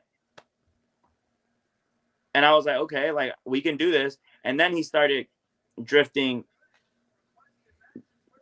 downwards, and it got to him where it's okay, you can have a couple good games in that 4-2-3-1, but that's not also your natural position. So at some point, that's going to catch up to you, and you're going to struggle. I think he's at a point where he had a couple good games, and now it's catching up to him. This is not your position. This is not your preferred system. This is not what you can do. You're struggling. So every team they've played since that game, everybody's figured out that this has exposed them. It's practically an empty bucket, and there's this giant, and I think Brett, you mentioned this giant hole in Leeds. Massive void. It's massive, and like right after the top two guys and the two guys out wide, it's a massive, massive hole. And it's so easy to take advantage of that because when you only have two defensive midfielders, there's only so much space they can cover. It's so easy to switch fields and have the attack go down the opposite side that Roca and McKennie are defending. And so neither of those players are even obvious. defensive midfielders to begin with. Right, only Roca really, and Roca's kind of a box to box not even too. Roca because not even Roca. He's a box to box too, Yeah, naturally. Like they're really struggling without Tyler. It is what it is. Mm-hmm. Like I mean, you could imagine having a 4-1-2 with Adams covering the back four and giving Roca and McKennie so much more freedom to do what they do, right? And then you have a top three of let's say, I hate to say Bamford, but I mean Rodrigo's playing like shit. But then you have Sinistera and you have Nato out on the wings. I mean, this looks like a team on paper that could do something, that could fucking seriously do something. Now everybody's out of confidence. Mellier's playing like fucking garbage now. Dude, the goalie is so bad. He didn't always play this bad. This is as bad as I've ever seen him. His confidence is shot. It's I gone. also hold Weston accountable too, though. He is playing bad. Like, there's the comments. We're trying to sugarcoat his performance. No, I'm not. He is playing terrible. We said that before he came on. You weren't arguing with us. I'm sorry. Weston is playing bad right now. He's not a bad player, but he's playing bad. And I can't keep using the excuse that the system doesn't work. I'm sorry, bro. You chose this club with this system. It is what it is. This is your decision. You got to be. And that's what I was trying to say. I was like, yo, he has to be held accountable. That's why it's a mistake. You chose this club. You chose this system, knowing that you can't play in this system. But again, in hindsight, we didn't see Tyler Adams getting hurt. We couldn't foresee that. Right. So give him that benefit of the doubt. But guess what? You're now in this situation. You can't play this role. You're playing bad. It is what it is. As a friend, as a fan, I think you guys agree. It was a mistake going to Leeds. Those are not Wes's words. Those are my words from seeing everything from the outside. It was a mistake. And now you have to live with it. No chance of it turning around. You literally have to live with it. You cannot leave. You cannot just leave. No chance of it turning around, though. I mean, we still got. There is a chance of turning it around. I think so. There is a chance. These next two games, they're winnable, right? Leicester City. Who's the game after Leicester, and then after that is Man City. Man, no. Oh, no. Is it? No, it's not. No, it's Bournemouth and then Man City. It's Bournemouth. Yeah, that's what I'm saying. The next two games are very winnable. Next two games are winnable. Yeah. Very much. If they get 6 points, listen, if they win tomorrow, I think they will win tomorrow. You know who they're going to send to the podium to talk? I mean, not the podium. They're going to send to do a media later in the week. They're going to send Weston to do media later in the week. Because it's got into that point. It's got into that point where it's got into the club. Like this whole conversation we're having has got into the club. And they want Weston to have a good performance tomorrow to kind of like shut out the noise. You know, it's crazy. The club called me. This is funny. This is like the funniest side of the conversation. The club called me and they're like, yeah, so before we reached out to you, we had to confirm with Weston that you were like actually a real person and his friend. And I was like, what did he say? He's like, yeah, no, that's really my actually close friend. And they're like, okay, because we're about to call him, but we wanted to make sure it wasn't actually some fake account pretending to be your friend. And Weston told me that he just laughed. He said, no, that's really my friend. That's really him. And those are really his tweets. And the club asked him, I was like, well, does he usually do this? And Weston said, no, he really doesn't ever. Prior to like this transfer, he never really speaks about my business. He kind of keeps it very personal. It's very out of character for him to like bash my club. It's like, that doesn't sound like something he just do out of nowhere. And that's why the club was really cool with me, because they're like, listen, Wes says that you don't just go and say things like this. He says that Weston says that he hasn't talked to you about it, but if he had to give his input on it, he thinks that you were probably provoked, and that's the reason you said this, because all he said was highly praised you. So like it's like we just want to let you know, like maybe like tone it down a bit. We know you're not doing it maliciously to hurt him. He knows that. We know that. But at the same time, the fans are really crazy here. And of course, everything got back to the club and we wanted to address it with you and Weston. And we addressed it with Weston and now we're addressing it with you. It's not bothering Weston, but maybe just chill out. And I was like, yeah, of course. I'm not doing it to be malicious. I hope people know that. Like, I'm not doing it to be malicious. Like, I was provoked with like really mean things about my friend. Like, it is what it is. Sure. No. Well, I mean, on top of that, if you go back through your Twitter history, I mean, you talk about Weston like once every couple weeks. I mean, yeah, most of it has to do I with don't like really boxing talk and about MMA Weston and like that. I Yeah. don't. I talk about Wes when he plays. Like, I'll say like, damn, he's looking good, or shit, Wes, like you're looking bad. Yeah. And then if something pops up with his name on as a story, I'll talk about it.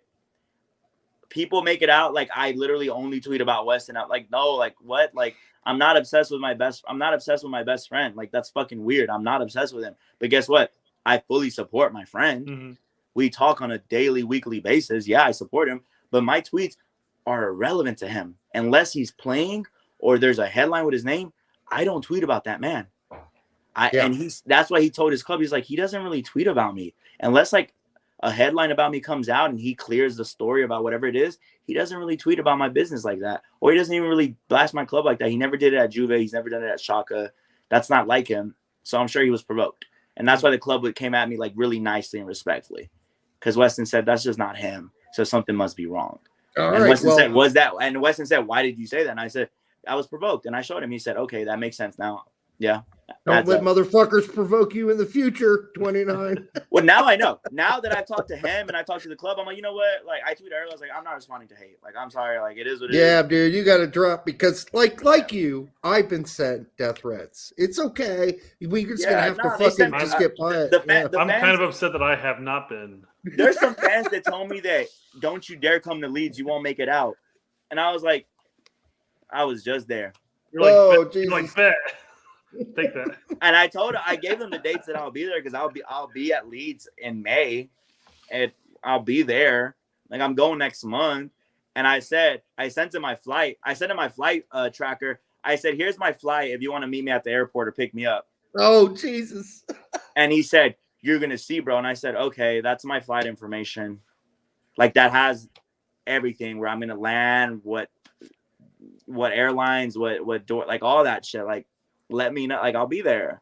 Like, dude, in this day and age, you cannot even take that risk. I know, but that's me trolling back. Like, you saying, oh, you're not gonna make it. He's alive, bro. Don't you dare come. So I sent him my fucking flight information. Like, let's see.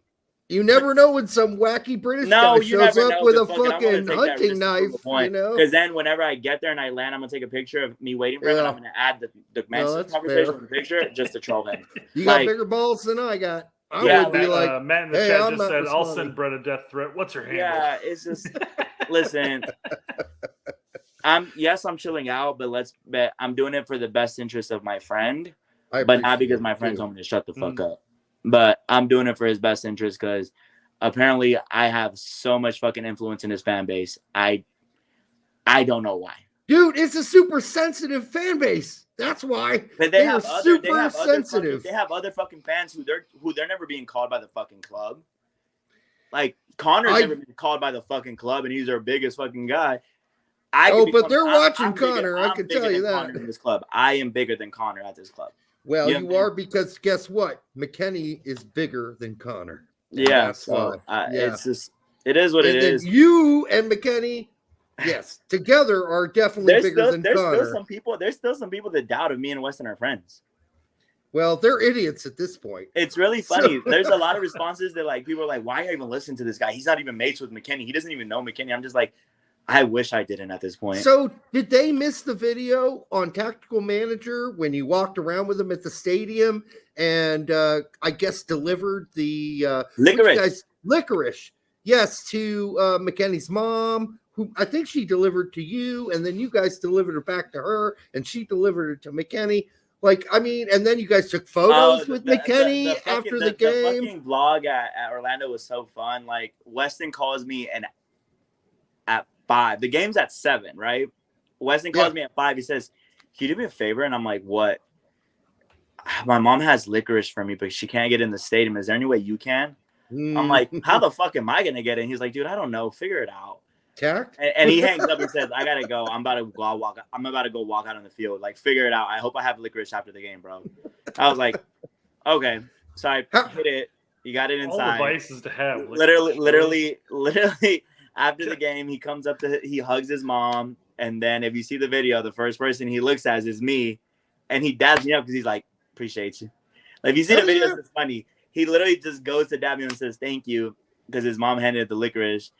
And then and then we went to the team hotel and hung out. And I was like, why couldn't I just give it to you at the hotel? He's like, dude, I really wanted this right after the game. Like I didn't want to wait till the hotel. Like the moment my mom told me that I was gonna get licorice at the game, I was excited about it, and I don't want to wait anymore. So Leeds fans, if you want Weston to perform better going forward, get him some fucking licorice. He loves licorice. That's his favorite candy. Licorice. Yeah, licorice. I hate the shit, but hey, man, if he likes it. Are we talking like black licorice? No, black licorice is fucking nasty. Like Twizzlers, like red ones, like Twizzlers. Red Twizzlers. Yeah, but the ones that his mom got him, she found him at a farmer's market in Orlando, and they're like organic. I don't know how that works out, but they're fucking good. He shared some with me. Him, and Des had some. So I can see Des. Dude, Des said, Des says, he says, well, shit, I don't have a problem eating this shit. I'm never playing for the rest of the season. True. We did cover earlier that Milan is in fact exercising the buyout clause. Who said no, they're not. Des has abs. Like Des is really fucking built. I was like, you sure you can eat this? And he's like, well, I ain't playing for the rest of the season. Hell yeah. So fuck it. I want to see what you know what I'm saying? Des is so funny, and I hate what's going on with Serginho right now. He's such a fucking good person. Like I've gotten close to him over the past month since Orlando. Like we exchanged numbers, we started talking about the situation. And you know what? I'm proud of him because he keeps his head up high, regardless. He keeps his head up high, and I'm excited for him because he's finally gonna get the move he deserves in the summer. He's gonna finally pick a club that, you know, is going to believe in him. He's no longer going to go to the big market because it's the big market. He's always been influenced by the Barcelona name and Conan calling him to come play for him. And then Milan calling. He's like, fuck, Milan? Like, yeah, that was also a mistake. And now from what he's told me, he's finally going to choose a club that actually believes in him and wants to develop him and all that. And whether he performs or not, that's on him. But I know for his next move, he's going to actually get a chance. That's the important part. Probably Bundesliga is what I hear. So, I hear. I'll know. I'll know in the summer. Like I'm gonna go to Vegas with Weston, and I'm gonna hang out with them and Dest and everyone, and I'll know more about which club he's going to. Like I'm definitely gonna get the insight on it. But yeah, right now he's just focused on finishing the season. Whether he plays or not another minute, who knows? An injury might happen. But I like it because he literally stays prepared. He stays ready. An injury can happen at any moment, especially with them Champions League right now. They making it to the semis. They might rotate heavily in the season, considering they can't win it. So he might get a chance. I don't think he will, but I do know this. He's not a right back. If your starting right back gets hurt, Serginho has to be the backup automatically. He's just not a right back. You know what position he should be playing? Right wing. Winger. Well, he did play some games in Barcelona as a winger. Yes, he did. But not enough. I don't think he did I don't think he had like flat. I didn't think he had the best performances there though. Oh no, he did some as a right wing back, but I want to see him playing out as a right midfielder or a right winger. Just clear to attack. That's his job because he's good at that.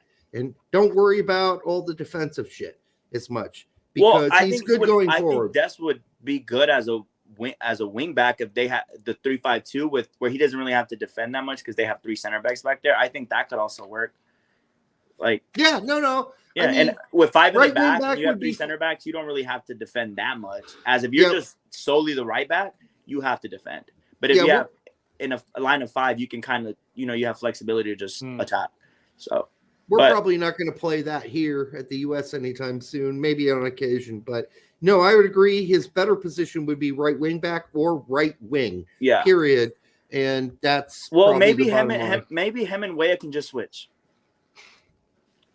Yeah, Weah. Poor Weah stuck at right I love back. Tim. Tim is a good he's getting playing time. That's all it really matters. Yeah, Tim gets playing time, and you know what? If Marseille does buy him as a right wing back, at least he's developing in it currently. Like at least, And the thing I like about Tim is he's literally at least getting noticed by these bigger clubs, and you know what I'm saying? Like as a wing back, like that means they see something in him. That's good. Like who did we mention earlier tonight, Brett? Marseille, yeah. Who's By bigger? the way, who's bigger, Marseille or Lyon? I mean, where does he play at? Lille. Yeah, Marseille's bigger, right? Then who? Then Lille. Marseille's bigger. It depends on what season you're talking about. Historically, Marseille's bigger. But Lille's like Lille. Lille's been good the past couple seasons. Huh? Yes, they have been. Okay, yeah. okay. Yeah. So they won the league recently, like within the last couple of years, right? Would that be a downgrade then? It doesn't really matter if it's a slight one because I just want him to play, more than anything else. But you want him to play as a right wing though, or a center forward. Marseille's actively saying we want him as a right wing. I know. I want U.S. players to play. Period. That's all I care about. Yeah. Well, you know what? Weston plays a lot, so that's why I never cared when Weston played right wing back at Juve because at least he was playing.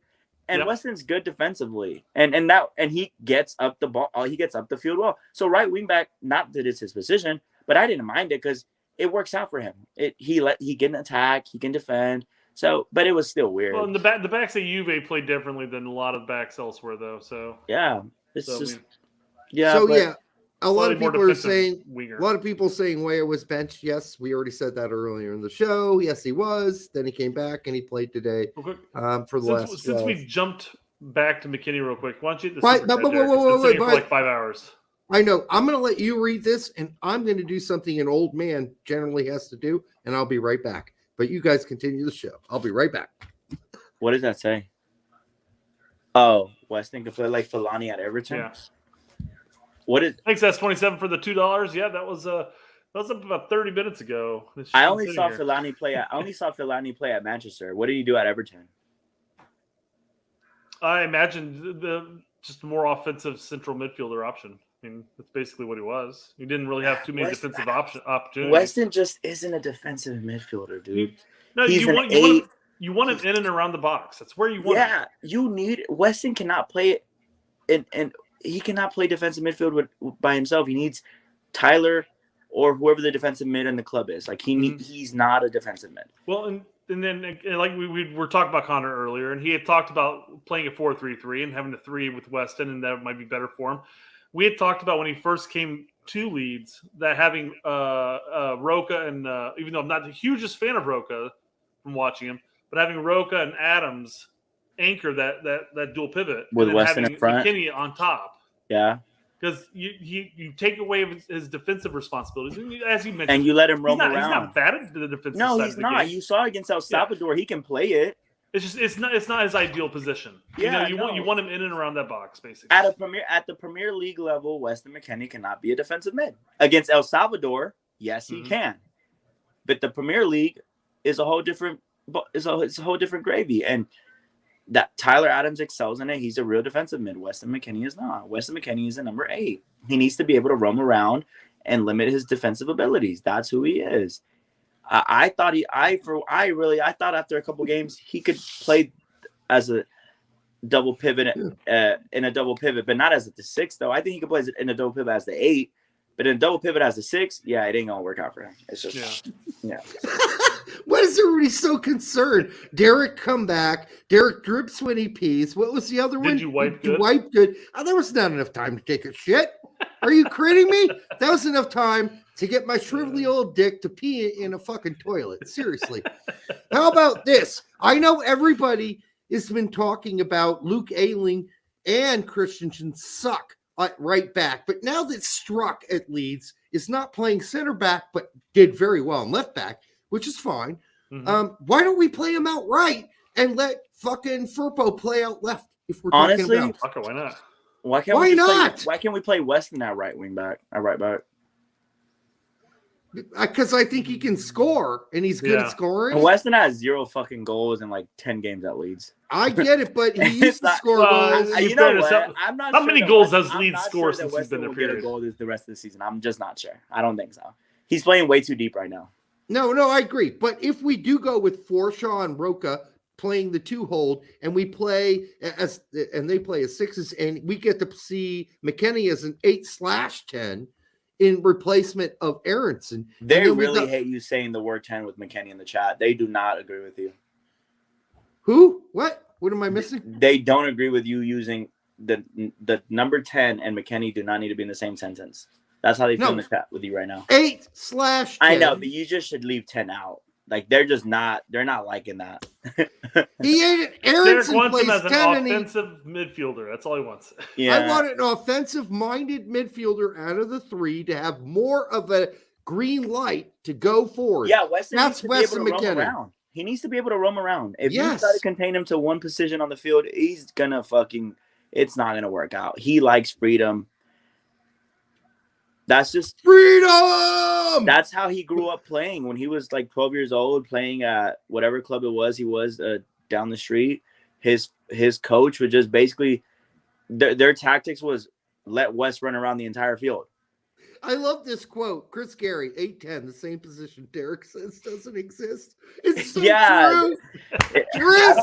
Chris, I'm sending you a teddy bear because, baby, you pay attention. And you're exactly right. I've always said that's not a fucking position.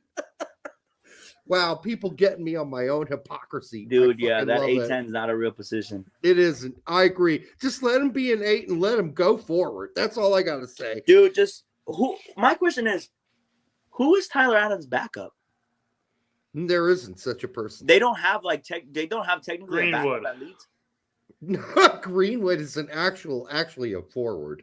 He's an attacking player. He's not really a midfielder. Like before Weston got there, like in general in the depth chart, who is Tyler Adams' direct backup? Melier's cock. That's about it. That's their fucking problem. They got Foreskin. one defensive midfielder on the fucking team. No, they really don't, because Forshaw's been injured since the dinosaurs were extinct. So he's a defensive midfielder? There you go. Not really. He answered for you. Not really. No, Forshaw's not have a a backup. real. He's not a real holding mid. No. So we don't have a backups. Yeah. There's no backup to Adams. So we're Leeds. Can I put this line about for you? We start Robles as the goalkeeper. Left, we got Firpo. Right, we got Struck. In the middle, we got Wober and Cooper. In the midfield, we got Forshaw and Roca, and just allowed to be and do whatever he wants is McKennie. Aronson on the bench. Up top, we go with, I hate to say it, but you know who, Bamford. On the left, we got Nanto. On the left, we got Sinistera. On the right, we got Nanto, and they can flip-flop through the game. Nanto and did you just choose Bamford over Rodrigo? I did because, frankly, Rodrigo can't hold the ball. Brett, how do you deal with this guy? It's tough. Hey, you just said Bamford? I love Rodrigo. But I think you see me give the look. I'm not sure Bamford would start for FC Dallas. No, I agree with you. No, I agree. Bamford's been poor. So you're saying that Leeds needs Jesus Ferreira is what you're saying? No, what I'm saying is they need someone to hold the ball. They're probably the same fucking level, bro. So Nanto Sinistera can make a run because Rodrigo isn't providing that run, is what I'm saying. Alex Martinez says play Bamford on the other team as striker. Well, that would benefit them for sure. Okay, I'm happy. For sure. Replace Bamford with Rodrigo. I'm fine. Derek, can you please manage Leeds? Because I agree with you. Thank you. Because I think that's what most Leeds fans would want. What I just said is I think what most Leeds fans would want. And I become a fucking lover of Leeds. And it pains me to say that, except for when they play Fulham. Then I'm just like, hey, okay, so if Leeds win or Fulham win, does it really benefit them? Not really. I'm hoping for a tie. You really got on here and said start Bamford. I am appalled. I'm sorry, but look at what fucking Rodrigo's done since he's come back. Rodrigo cost him like fucking $40-50 million though. You got to play him. But he's also like injury prone. He's made out of fucking glass. But Rodrigo started last game, not so Christian good. Pulisic's made out of glass. Oh, but compared to Aronson? Aronson is Aronson. Well, at least Aronson doesn't get injured. I'll agree. He's not made out of glass. A strong breeze will knock him over. No, he's made out of glass. He's made out of grass. Aaronson's been playing injured his whole career, but I've never seen Aronson get hurt. Aaronson's made out of grass, not glass. Right, He's just he's rolling around in it. He's rolling around in it. I think Harrison should get a loan move, to be honest. I think he should hit the weight room. I think he should go play in Holland. Something. That would be probably a little better physicality-wise, because if he gets dumped down to the championship, the physicality is not getting easier. It's getting worse. I feel like you're a little. That's like championships are like Champions League is like it's like Sunday league, you know, like it's like rough and rowdy down there in the Division 2. Championship is going to be way rougher. Than fucking, the EPL. So they don't get paid enough money to give a fuck about if they break you or not. Listen, and I think I was talking to Brett about this multiple times. I said it's a mentality. He needs to stop falling down on purpose. He was getting pushed around. I feel bad for him if he goes to the championship. He was getting pushed around by El Salvador. Mm-hmm.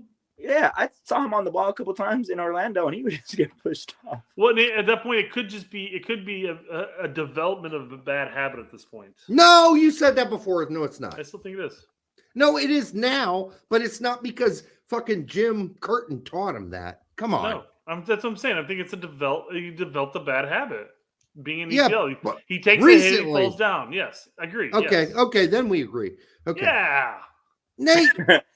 Someone said if Weston played striker for the rest of the season, he'd have more goals than Bamford. That's probably true. He really would. Probably would, yeah. He would. Weston You know has what? a big ass head. I would actually think about playing Weston as a Okay, striker. don't get any ideas. You already called him an 8-10. You're done for the day. I wouldn't. No, I wouldn't have any no problem. more. We're not Diego, taking you did tactical say advice Weston from you should and play for the right rest of back. So Weston would surprise you. Weston I- could cook up some goals up top, but don't get any I would- ideas now. I would rather play Weston as the striker than as a right back. Yeah, I but would rather if you- play Weston as a striker than a number 6. Yeah, but look Yeah. at Christensen. Depending and on the club. Ailing. Christensen, Ailing. I'd rather play McKennie at right back. I'm not saying honestly. that wouldn't be an upgrade or No, or at least an Weston on is the best par. right- I'm just saying I wouldn't put him there. Firpo on the left. If you put Firpo on the left, right, Weston becomes their best right back. No, He's I done it. agree. He has would be done it better. successfully in the Champions League and in the Serie A. Like, No. Weston can play right back. He's not a right back by any means, but he is the best option at right back for Leeds. I'm just being honest. No, you're right. I've seen 'Cause- these dudes play at Leeds, and I've seen Weston play at right back 20, 30 times. He is a better right back than them. And that's a bigger problem itself. He's a better crosser than Ailing or Christensen's just a He's fucking better going go. forward. I'll also say though again the way that he played right back with Juve is different than a right back with. Yeah, that's what I'm gonna say. So, That's a different formation. it's gonna be though, so- different. Yeah. Different tactics, different approach, and everything. Different speed of the game, and just where you got to position yourself. Yeah, in accordance with everybody Allegri else. ball is something else, man. I don't wish that upon anyone as a fan. Yeah. Just watching Allegri Yeah. fucking grind out 0-0, scoring minute 80 plus every time off a PK or something. It's tough. Well, it's Juve. You're guaranteed at least one PK. It's about as bad as Tuchel ball, which is basically taking a fucking shit on themselves at Bayern. Why did they fire Nagelsmann when he had 3 losses all season? Tuchel's had 3 losses in the first 5 games, 6 games. I don't fucking. It's called premature firation. That's what 3 that's losses called. in one season gets No you shit. fired. Yeah, I know. That's It's- insane to me. It's insane. You're only in first place by 1 point. You're out of here. At least they were in the semis with Nagelsmann, dude. This Tuchel guy got him bounced like a fucking basketball. Yeah. Like, that shit was crazy. He got worked in that first leg. It was bad. And it's all because of the guy that runs the team, who is the former goalkeeper for the German national team. What was his name? Yeah. That dude's always been a moron. Always. Wherever he's been, wherever he's gone. In fact, he was such a moron. At one point, the German national team said, "You're such a moron. We're going to play this other guy that plays goalkeeper at Arsenal, who's also German, for the national team instead of you." And then he was all pissed off about it. But that guy is such a bad man management guy. I can't remember his fucking name. Oliver Kahn. Thank you. Kahn. Yeah, that guy. Kahn. What's the super? What is this guy saying? Super chat? Oliver Kahn. Well, it's not a super chat. Nate Wierzbicki says, I'd rather put Greenwood as a 10. I'm sorry, but Weston's biggest drawback is his dribbling ability in tight spaces and when he gets the ball on the half turn. It isn't usually, though. It's not with the fucking national team. Yeah, Weston's usually always driving the fucking team upwards. the field. Yeah, it's really odd that he's having this problem. Listen, call a spade a spade. Weston has no help around him in that midfielder. No, because there's only two of them. Yeah. The other dude doesn't do anything either. No offense to Mark Roca. Sure, you're a nice guy, buddy. I haven't really heard anything about you, but no, both of them had bad games. Couple games. Both of them. Weston accountable. I think his last 2 games were fucking stinky. He needed some soap. But Roca has also been stinky. And it's been all season though. Come on. Roca's been stinky all season though. All season. I don't even know who Mark Roca is, dog. I'm not one of those guys that because I've seen some good games from Roca. So I'm just gonna better man than I have. I don't know who Mark Roca is. Well, I know he's from La Liga. He got a move to Bayern, never really played there. Then he went to Leeds. I think I'm correct on that, but I've never. No, you are absolutely correct. I've never watched him play prior to Weston going to Leeds. So, and from what I've seen, he's been stinky. But West has been no better either. So, but you don't have many other options besides those two, though. Oh, well, you can get it. There's people on Twitter saying they need to just dig in their reserves. That would be better. That's than Weston. so fucking ridiculous. Brother, you're gonna get worked 5-0. Yeah, absolutely. In hindsight, you're already losing 7-1. I was gonna say they're already losing 5-0. I don't know how much worse you can get. It might be 10-1 against. I need one of y'all to DM me the score against the Man City game. I don't want to watch that. Okay, hold on here. BMR says Derek also think Enzo Fernandez is bad. I never, ever said Enzo Fernandez is bad. Ever, BMR. All I said is that they've got to have a fire sale at Chelsea, and who are they going to get the most money out of? Who do you want to hold on to, and who do you want to let leave? So let's be really clear. I never said he was bad.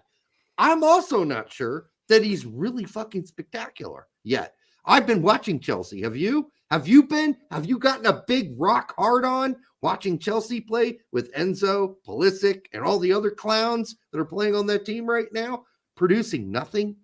They're the worst. Chelsea sucks. They're the worst, most expensive team I've ever watched in my life. I love Enzo though, but I think Enzo's move was premature. He should have finished the season with Benfica, and then gone and moved to wherever he wanted in the summer to a team that's more stable, and you can pick from the bunch. You can pick from like your options. He forced that move to Chelsea, and whenever you force a move, it just never works out. Yeah, I mean, listen, Enzo could be a lot better than I think he is. I'm just watching him at Chelsea. And when I watch him at that's Chelsea, also saying like you're watching Weston at Leeds. There's I not get much it. help. Right. There's not much help. It's totally I guess acceptable to say that. The thing to consider there is that he's not standing out in the fact that nobody's standing out at Chelsea. No one's standing out at Chelsea. Sucks. They dropped 90 million or 70 million on this Mudryk guy. He's not even playing 115 or something like that. Dude, it's just ridiculous. Dude. Out of all these big signings, Enzo has at least been watchable. That's the thing. So that's why people may be hard on you, but he's not been like. But there's not a high bar at Chelsea, so it isn't even saying that means nothing. I guess the whole point is there's no leadership at Chelsea, and I'm expecting someone to stand up, grab the baton, and say, "I'm going to be the leader and pull this team forward." And Enzo's maybe just not the guy. And he's not the leader at Argentina. He's too young. He's too young. As I'm saying, yeah. He works so good at Argentina because he has veterans around him that kind of do all the dirty work for him, and he kind of just is able to roam around and do whatever he wants and play the ball to Messi. So, again, if you thought Enzo was going to come in here and save your team, again, you thought wrong. Just like they thought Mudryk was going to come in here and save your teim, you thought wrong. So how good or bad is Mudryk based on this? From what I've seen, Mudryk is like their worst player. That's what I'm saying. Yeah. I mean, and yet I have not been. So I've been saying since Enzo got there that I'm not that impressed with his play there. And then people are like, "Well, you're fucking blind." Well, I'm like, he's been their best player though. In hindsight, that's just not a high bar. It's just not that high, and so it's hard to be impressed by a team that's playing in such putrid waters. Like, you know who's not going to step up and drag them out of this though? Christian Pulisic. He ain't going to do it. There's the fans on Twitter saying that Chelsea's season would turn around if they would give Christian a chance. I need y'all to stop that. Christian is not changing this. He's not turning this around. That man needs to go play somewhere else, and he's going to leave in the summer. His agent's already working on it. For sure. Rob is already working on getting a deal by Nations League time. So I think you'll know Christian's next club right after they win Nations League. I hope they win Nations League. I get to party on Sunday night if we win Nations League. So kind of hope we win Nations League. So out of curiosity, what was your take on El Cachico? I didn't watch it. Yeah. You know I what? I had to. I got him. Dest invited me. He texted me. He was like, "I'm going to Arizona." Before they announced the rosters, I knew he was going to play. He's like, "I'm going to go play against Mexico if you want to go," because he knows I'm Mexican. And I was like, "Des, I love you, bro. You couldn't fly me out personally to go watch that game." And he just said laughing emojis. He said, "Love, bro. I see you in Vegas." Yeah, no. Listen, I didn't watch it, dude. I didn't watch it. I had no interest in watching it. Nothing against any of the players, but I like watching high quality soccer. I'm a soccer fan. I'm a real soccer fan. I like watching high quality ball. From what I heard on Twitter and I got on Spaces after with Jay and them, they said it was the worst game they've ever fucking watched. I was a glutton. Derek and I were both glutton for punishments and stayed up pretty till 1 a.m. watching that shit. I kindly politely declined invitation from Dest. I also talked to Julian from Mexico, Araujo. I talked to him about it. He texted me about it, saying I wanted to go to Scottsdale for it. I said, nope, I'm not going, bro. You literally cannot pay me to fucking go watch that. Like, you just cannot. So, yeah, I didn't watch it. I got on the Spaces, and Jay and Edgar and all them boys, shout out my boys, they said it was so fucking bad that they were just watching it for fucking entertainment at that point. It was pretty incompetent. It was bad, huh? Yeah, that's what I saw the highlights. I saw the goal. I saw Jesus had a terrible game, but then he fucking lucked out with a fucking deflection from a defender. And then he was named player of the match, even though he played horrible. 99% when your man of the match consists of you, Morris. I heard Jesus did the shush celebration. Yes. He has no shame. He said, "I'm here, baby. I'm at the Costco." Yes, he did. He did. He had to be trolling. Is that the thing? I think he was trolling, knowing that game meant nothing, and he said, "Hold on, let me fucking." He was trending. You know what? Jesus always gets his name in the headlines. He does that well. He knows how to fucking like move the fucking needle with things. Is he the best player out there? No, but you know what? He does his job at FC Dallas, and he does. Whenever he plays for the United States, that Netherlands game, he's kind of always performed. I don't know how, but he just prior to the Netherlands game, he's always performed when his number's called. Yeah, versus teams named Granada. You know what? But FIFA you're supposed to. So he's doing what he's supposed to do. Yeah, but anything like now we play Mexico. He's horrible the whole game. But he scored. You know what I'm saying? So what I'm saying is correct. Somehow he still saved the game. I don't know how he does it. He somehow comes through every time. I've only seen him not come through one time, and it was against the Netherlands. And I didn't expect him to come through anyways. So Des got the steal, passed it up to fucking. No. I saw the goal. Cleared the ball. Miazga. Okay. Miazga to Des. I know that. To Morris. Morris crosses it. I saw Des I saw the highlights. Des just zoomed past all those Mexican players. Yes. In hindsight, those are all Liga MX players, and they're probably not faster than yourself. But I literally saw him touch the ball, and it kind of reminded me of the Gio Reyna at an Azteca play. Yeah, he just and then he passed it to Morris, and Morris it deflected. He dribbled 3 less Mexican players than Gio did, but still. It was close. He just zoomed through the middle, just zoomed. That was the difference maker, not the tap in. Guess what? You still got to tap it in, though. Yeah, well, most people could have. I've seen strikers not make that goal. Yeah, I mean, mentally disabled ones. On Twitter as well, actually. We've seen, congrats for scoring the goal. It doesn't take it away the other 90 minutes where he was hot garbage. Al Weinstein for 99 cents. Well, for that, Brett will only put his lips around it. Barely. I feel like this is upgrading. How's this upgrading for less money? We started at reach around. Yeah. All right. We're working down, and now you're barely, putting your 99 lips on cents. it. Yeah, it was $15 for a reach around. Now it's 99 cents for just the lips. Come on. Just said no, kissing of the pecker. What did he get for 99 cents on the screen? What does that say? No, he donated 99 cents, and for that, Brett will give him a kiss on the penis. That's about it. There is no young player with the metrics Jesus has. No, Jesus puts up numbers in MLS. He does somehow. I mean, he's not the best player in the world, but he puts up numbers. That's what my whole point is. He's not the best player in the world by any means, but somehow he puts up numbers. I don't know how, but he just does. And then when he plays against somebody of equal or better stature, he played pretty poorly in the playoffs last year, and it's because I went to the game because I live here and I saw it.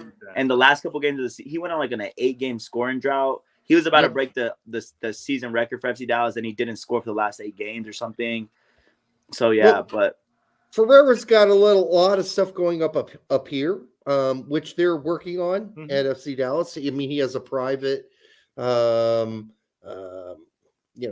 that works with him on his mentality, and if he can get that fixed and he doesn't get so low, he'd probably go to the Netherlands or something.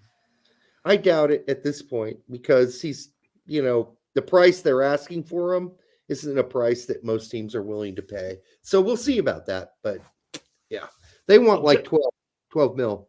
You probably get a solid 8 million, maybe 6 million for him. Yeah, I think so. That's more realistic. Maybe. Yeah, but FC Dallas is not selling him for that. No, Jesse they're Marsh not. says Ferreira will put up 20-plus goals and assists in League and Serie A. Facts. Brother, whatever you're smoking on, I would like some. Facts? I like the way he ends it with facts. Yeah. Like science. Like you just made up some shit. Yeah, that brother is living life over there smoking. He just made some shit up and said, "Oh, facts." By the way, facts. Speaking of Liga, that boy Balogun having a rough time though. Recently. You know why he's having a rough time? Too much weed. It's that time. Oh, it's that time. He's not getting laid enough. It's the worst. It's that time. He's got his period. It's that time. Oh, what is that time? It's that time. I don't know what that one-time switch. That's what it is. It's that time. I know. Just Okay. in time for Nations League, huh? So he's starting to play shitty right before he's going to flip to us. I think I still stand on what I've heard from the Federation and in Orlando that he's going to be a U.S. national team player. Mm-hmm. But I think it's the reality of him having to switch is hitting him right now. Yeah. I think it's finally being setting a reality, which in hindsight, I know U.S. fans don't want to see Balogun go through a struggle, but if it's going to be a little bad rough patch in exchange for him becoming a U.S. player, I'll fucking take it. Yeah, and it's not all his fault either. Yeah, it's not his fault. Rems has played poorly. Yeah, too. he's thinking to himself like Southgate won't even call me in when I'm scoring goals. Yeah. So why am I even trying? Yeah, now you're not. Maybe it's best for U.S. fans that he's not fucking scoring. Now I'm really not even gonna get fucking called. But I think it's becoming a reality for him that this switch is happening. I don't think it'll be spoken about before I think it'll happen after the season. Like from my understanding and from what I've heard is that the switch is coming when the season's over. So I guess in that break between the last game, which is like May 20 something, and then Nations League, that 2-week window, that's when it's going to be. And then I think he will be in Vegas. From what I've heard, I think he will be there. But currently right now, I think that's what's going on. I think it's becoming a reality for him that this dream of playing for England is never going to happen. And it's fucking with him. And that's understandable. I'm not going to hold it against him. Yeah. And then we still get these moronic Twitters that are like, well, if he's only taking us as an afterthought, then fuck him. It's like, dude, people go through this decision-making process. It's okay. Yeah, to have to go through this. I'll be right back, okay? I know he was born in New York. Go empty the lizard, Brett. I know he was born in New York, but this man he's had a dream to play for the English national team, and it's becoming a reality that he's not going to. He's been there since he's been a boy. Yeah, it's totally understandable. But you know what? Musa was there since he was a boy. And guess what? Now he's a grown man and he's playing for us. And he's good friends with Balogun. And and Musa's enjoying his decision. He's hell thriving. yeah, he is. Musso's had kind of a weird season too, but that's because Valencia sink. They suck. I don't know why they suck, because on paper they don't. I really can't even figure out why they're as bad as they are. Because on paper, they're a decent team. That club used to be prestigious in Spain. Hell yeah, it did. I remember the David Villa days. The Bats. Yeah. Yeah. We're fucking good. But the David. Yeah, Villa days were the tops. At the beginning of the season, Valencia's price tag on Musso was like 40 million. And I think now they're going to have to get rid of him at 20. Yep. I think it's like going to be, from what I heard, about 24 is where it's headed right now for Musa. Whereas before, you're right, it was like 40 mil. Yeah, beginning of the season, Valencia said 40 million for him next summer. And now it's probably like 20 million because they just fucking suck. And if they're going to get relegated. Oh, they get relegated. He might go for fucking 10. It's going to be like 15. Yeah, 10, 15, somewhere between there. So they need to stay the fuck up. Yeah, his development is kind of stagnant right now. You kind of see that with the national team. He didn't really do much this past window.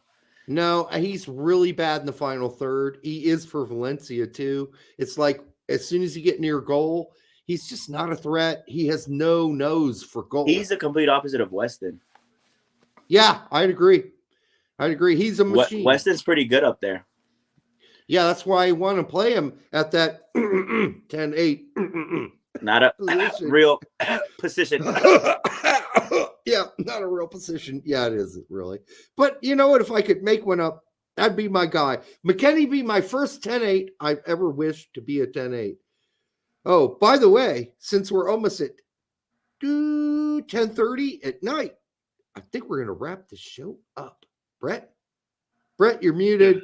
Yeah, I know. Brett, that's what I was literally just saying. Yeah, I had a bolt for a second there because my my oven was going off because my turkey was done. Is that? Because I didn't expect to be on there for 10 hours or 2 hours and 10 minutes. Is that how Evie put it? It gets interesting when I enter the chat. Hey.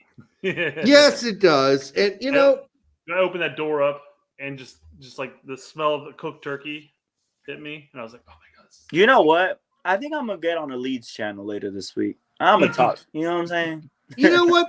B Night. Here's the thing. I know Connor said what Connor said, but he's a pretty nice guy generally. Is he? I mean, he was begging me, asking him to get Weston on his channel, and then he's fucking saying, "I feel bad for Weston because of his mate." Okay. He's generally a very reasonable guy. I think he was being overprotective of Weston in that situation by saying, "Don't listen to this guy." No, that's not my problem, Derek. That's not my problem. The problem was I feel bad for Weston. Yeah, I know. That's personal. He should have rephrased it. He should have said it doesn't help Weston that his mate is talking about this, but instead he said, "I feel bad for." Yeah, he was talking after a match in his car. I mean, I think it could have just been poor wording as a whole. Yeah. Well, I mean, I don't know. He unfollowed me too, so no, it's personal. Oh well, shit! You said he unfollowed you? Yeah, he unfollowed me. Oh, for fuck's sake! So I'm saying he unfollowed me because it's personal. He really feels that way. He really feels bad for McKennie. He unfollowed me. It is what it is. That's but you know too what? Bad. Throughout all this, I've gained like another 1,000 followers. So all matters. Hey, that's more than we gained. We got the same 30,000 or so followers, and it just doesn't change because we curse. By the way, we swear so much on this show. I don't think I've ever cursed on this podcast till today or this YouTube channel. There we go. No, but we do. I don't care. One of us turning into one of us. Yeah, we were like totally blackballed from being shared on YouTube because we curse so much. I share you guys. But you know what? You guys fit my brand. That whole goody tissue channels that the other US people do, man, I'll never make that thing, man. I'd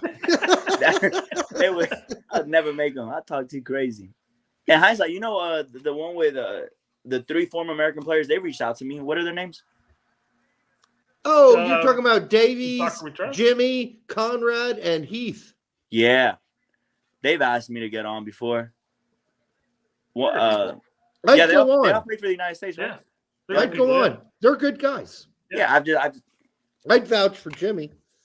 Yeah, I mean, it's the only one that we've ever talked to. So yeah, Jimmy's been on our show at least. I think he's been on our show 3 times. No, at least a handful of times. 3 times before we started. My opinions just don't fit their podcast. I watched an episode or two of theirs, and I'm like, listen, my character just doesn't fit you. My character fits this podcast. Because we're ingrates. Like my character just doesn't fit their podcast, and I don't want to mess up what they got going on because it looks like a decent channel. It looks like a decent channel. Like they're former players. So, I think they're way too close to the federation or for me to be on there. So to the point though, Jimmy also fits our show as well. So Jimmy's a little crazy one. So Jimmy's like a little more. He's got the sense of humor that runs with us, and Heath is kind of a mix between Jimmy and Davies as far as Davies is kind of more the cut. What's his name? Is it Charlie Davies? Is that his name? Chuck. Yeah, he was the forward, right, back in the day. Yeah, he was great back in the day before his wreck. I might do Hercs just because Hercs is my boy and that's my personal friend. I might do Hercs, and that's just to talk about shit. Sure. But I just don't think I fit their dude. I just don't think I fit it. Honestly. Yeah. I'm a little too vocal, and I'll say something about the federation, and because they're former players, the federation actually might see that. So I will say this: watch their show more, because in the last 6 months, these motherfuckers have been a lot louder than they've ever been. I've seen clips of their channel, and but you know what I didn't like? What is this the same YouTube? Is this the same podcast that clipped something about Gio Reyna saying news is coming out soon? News is coming out soon. Yeah, it was Heath. Heath mentioned that. Yeah, yeah. He was like that guy. I won't get on because I don't like him. Okay. He was trying. I don't like him. I don't like him. I wanted to tweet. I wanted to reply to when that happened. I wanted to quote it so bad and say, "Shut the fuck up! You don't know shit about Gio Reyna because he's not friends with Claudio. He doesn't know Gio. He's and nowhere connected to Gio's camp. And Gio's camp is very fucking closed off, quiet. So the fact that he publicly said that to stir the pot and literally nothing came out, I think pissed me off. It was when I mean, it wasn't immediately. It wasn't the next. It was when he wasn't playing. The reason Gio's not playing at Dortmund is because there's just better options there. I'm sorry, it is what it is. I'm sorry, but there's no reason that Gio Reyna is not playing at Dortmund besides that the coach doesn't prefer Gio over the other guys. Unless they're losing and there's 10 minutes to go. Right. Yeah. Wasn't that during the point where the investigation was coming out? Like it was about to come out right then? No, but he was making it seem like it was about fucking G. I don't, just the way that he worded it and the context he used was just, it just threw me off. I'm like, bro, I know Gio's people. I know Gio's camp. I know who Gio really messes with in the federation or former players. I know for a fact you're not one of those dudes. I know that. And the way he was talking was, well, I'm just hearing the news is really about to come out about Gio, and you're really about to find out everything. Dude, that was for a click. That was clickbait. Nothing came out about Gio. Literally nothing. We've had a lot of former U.S. men's national team players prior to our show now on our show. And I will say this, in the private discussions we had with them off, Heath Pierce is a very gentle, kind, caring little dude. I mean, listen, here's the thing about Heath. It's funny because Heath Pierce is such a good-looking man, right? He's a good-looking dude. So is Stu Holden, but he be talking reckless. Yeah, but he ain't as good-looking as Heath Pierce. Stu Holden's a pretty good-looking dude. Shout out to Stu. I'm fine with Stu. But Heath Pierce was always called Hollywood Pierce his whole career. The thing is that Heath Pierce was always a very insecure person. Like he always had all these insecurities about himself, despite the physical features.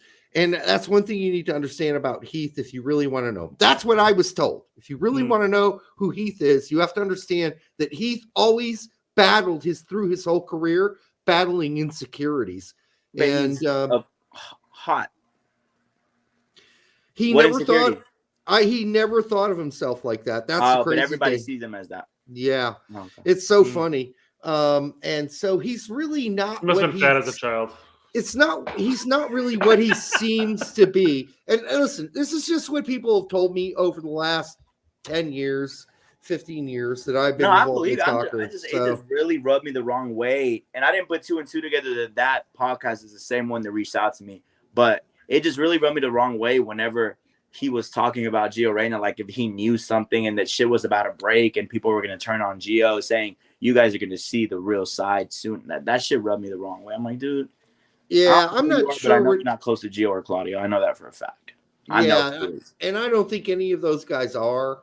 That's more of a Winolda connection there, and we won't even get into that. But yeah, I encourage you actually to go on Jimmy's show, even because I think Chuck Wagon would love you, and then I think you would see Heath's softer side, which is generally how he is normally, a softer side guy, which is one of the reasons we've never invited Heath on our show, because we're kind of worried, and we could have, that he might not be able to handle all the cursing and shit that we do on this show.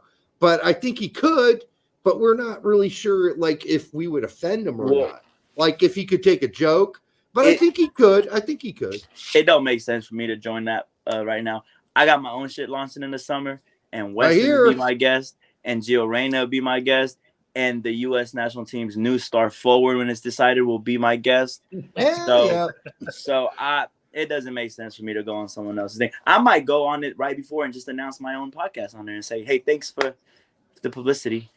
But you know what you should do? You should have me come on for like 5 minutes and ask ridiculous questions. You could. You know, just ridiculous questions. You know, the thing about my thing is going to be, it's different from the others. It's kind of like y'all's. Mine is a simple conversation with my friend, because these players are my friends. So mine isn't an interview with a player where the player doesn't really know the person we're interviewing them. Is kind of awkward. Mine is just a vibe. Like, we're just hanging out, talking how we would talk behind closed doors. Yeah. And that's what makes it appealing. They're comfortable with saying whatever with me because we're friends. Yeah. So, I'm laughing about the chat right now. Go and read this one. I'll go down the chat. The best part of this episode is when we talked about how hot of a guy Heath is. Hey, he's a good-looking man. You know, there's no shame in admitting that.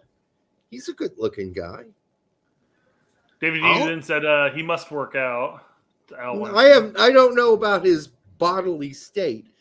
He may be big and fat from the chest down. I have no clue. All I know is that Heath, in his years, was a fairly good. If y'all saying Heath is a hot dude, he's a hot dude. He's got a bleached asshole, from what I hear. David. Don't even know what it looks like. I've seen that one clip about him about Gio Reyna, and that's it. I've always thought the pretty boy on the U.S. national team was Stu Holden, whatever his name is. Yeah, he's a whiny little bitch. Damn, he's a yes man, huh? Yes, he is a yes man. Yes, he was absolutely trying to do his best interpretation of. Did he play for the Bolton Wanderers? What were they called? And he was great as a Bolton Wanderer. He was one of the best midfielders in the Premier League when he played for Bolton, and then he got his fucking leg hacked in half. And his career was done. Like, the worst tackle you've ever fucking seen. Stu Holden would have been a U.S. men's national team player for 10 years of his career had that tackle never happened. But what's this shit about bleached assholes, Brett? What, am I missing something? What's that about? Is that a thing? Who's Chuck? Who is Chuck? Charlie Davies. Charlie. Chuck Wagon. Yeah.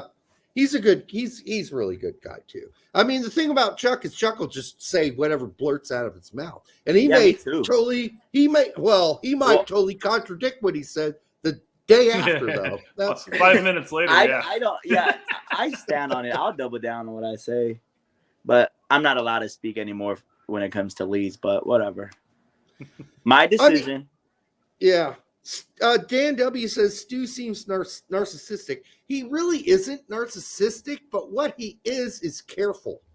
Stu Holden is a very careful person. He's very calculated. He doesn't say anything that will be outside of the bound of acceptable. So there's where I mean, there was a good couple of years there of him partnered up with Lawless. That it seemed like a slow, gradual step forward that Stu was trying to emulate what Lawless does. And Lawless is a troll by nature, but also says you're never going to reach Lawless troll territory. He was trying.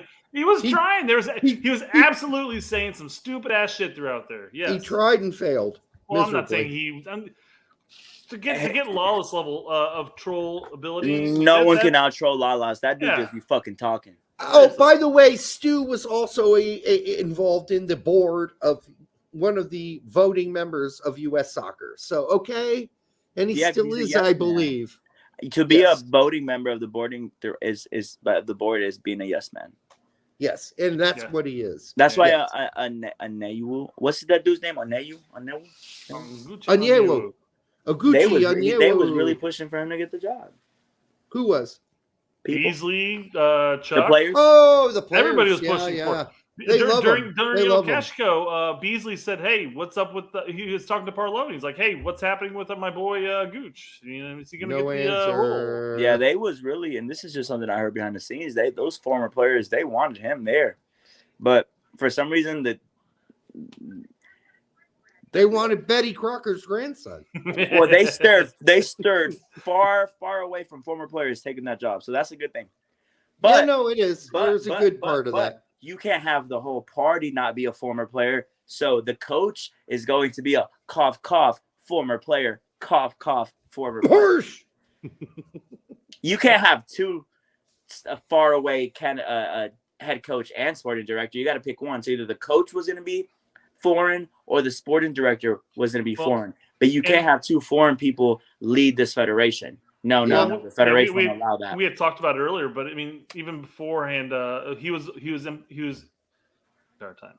Yep. Yeah, he was the reason Jesse why he got the Marsh interview is and stuff. definitely So going to be the coach of the U.S. men's national team. That's my opinion. Again. Oh wait, are you saying that West didn't tell you this? No, Weston didn't tell me that. Weston McKennie didn't tell me that Jesse Marsh is going to be the U.S. national team, or maybe he did. Maybe he didn't.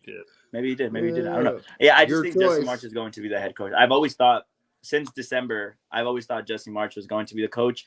And people think that negotiations are just breaking down between him and these Premier League clubs. No, Jesse, at the end of the day, has to make a decision between, okay, negotiations are breaking down. Do I want to try to save them or just walk away? He's making that decision. Mm-hmm. He chooses to walk away every time and say, you know what?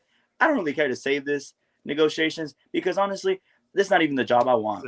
I know what job I want. Finish out the season and then we'll renegotiate. He's like, I don't like that idea. Yeah. I don't like that. And then Jimmy Conrad was on his show today and said he had recently had a talk with Jesse, and Jesse said he was not interested in any time soon being the manager of the U.S. men's national I don't even team. know who Jimmy Conrad is, but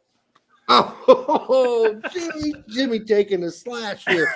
But I know will who say Jimmy Conrad is, but I believe him. But from what I've heard is that Jesse just doesn't care to save negotiations with these clubs because he kind of wants to coach the national team. Like that's what I've heard. it seems the natural thing now that the guy that was working on the contract negotiation with Jesse at Southampton, because he wanted Jesse because Jesse plays Southampton it makes sense for you to now want him on the national team. It makes sense to me too. And I think, wait, but I heard people saying that this dude left in December and he hasn't even been a part of Southampton. Is that false? No, he's finishing out the season. No, he's finishing out. Oh, so he's currently there right now. Yeah. Yes. Oh, I was reading somewhere that he had left in December and then he was a free agent. I don't know. I'm sorry. Maybe. No, he's still so there. he's literally there working right now at Southampton. Correct. Everybody's saying David Wagner. No, David Wagner's getting fucked with Norwich right now. Jim Curtin? No, I don't think so. Could be, though. I give Jim Curtin higher chances than David Wagner, but David Wagner's getting his ass Who's the fucked dude that at everyone's Norwich right raving now. about in Germany right now? Well, there's Matarazzo. Who is he, Coach Hoffenheim? Yes, and they just lost their last game, but he did pull them out of relegation. So, Okay. and That's a good He's why, won 3 out of why the are last they 4 talking matches. about him though? What is his connection? Why are they? Well, he's American. He's born in the United States. Oh, okay, that's what I was wondering. He coached in the United. He Played for the United States. He played. Not even never played for the United States. He played college in the United States. Then he went to Europe and played middling Bundesliga 3 and 4 ball. Then he became a coach. He worked his ass off through the coaching ranks to become an assistant coach, and then he took over Stuttgart when they were in trouble, and he kept them up for 2 seasons. Well, Stuttgart, who spends nothing on teams in Bundesliga. Dude, you know a lot about this coach. You must be wanting him to coach.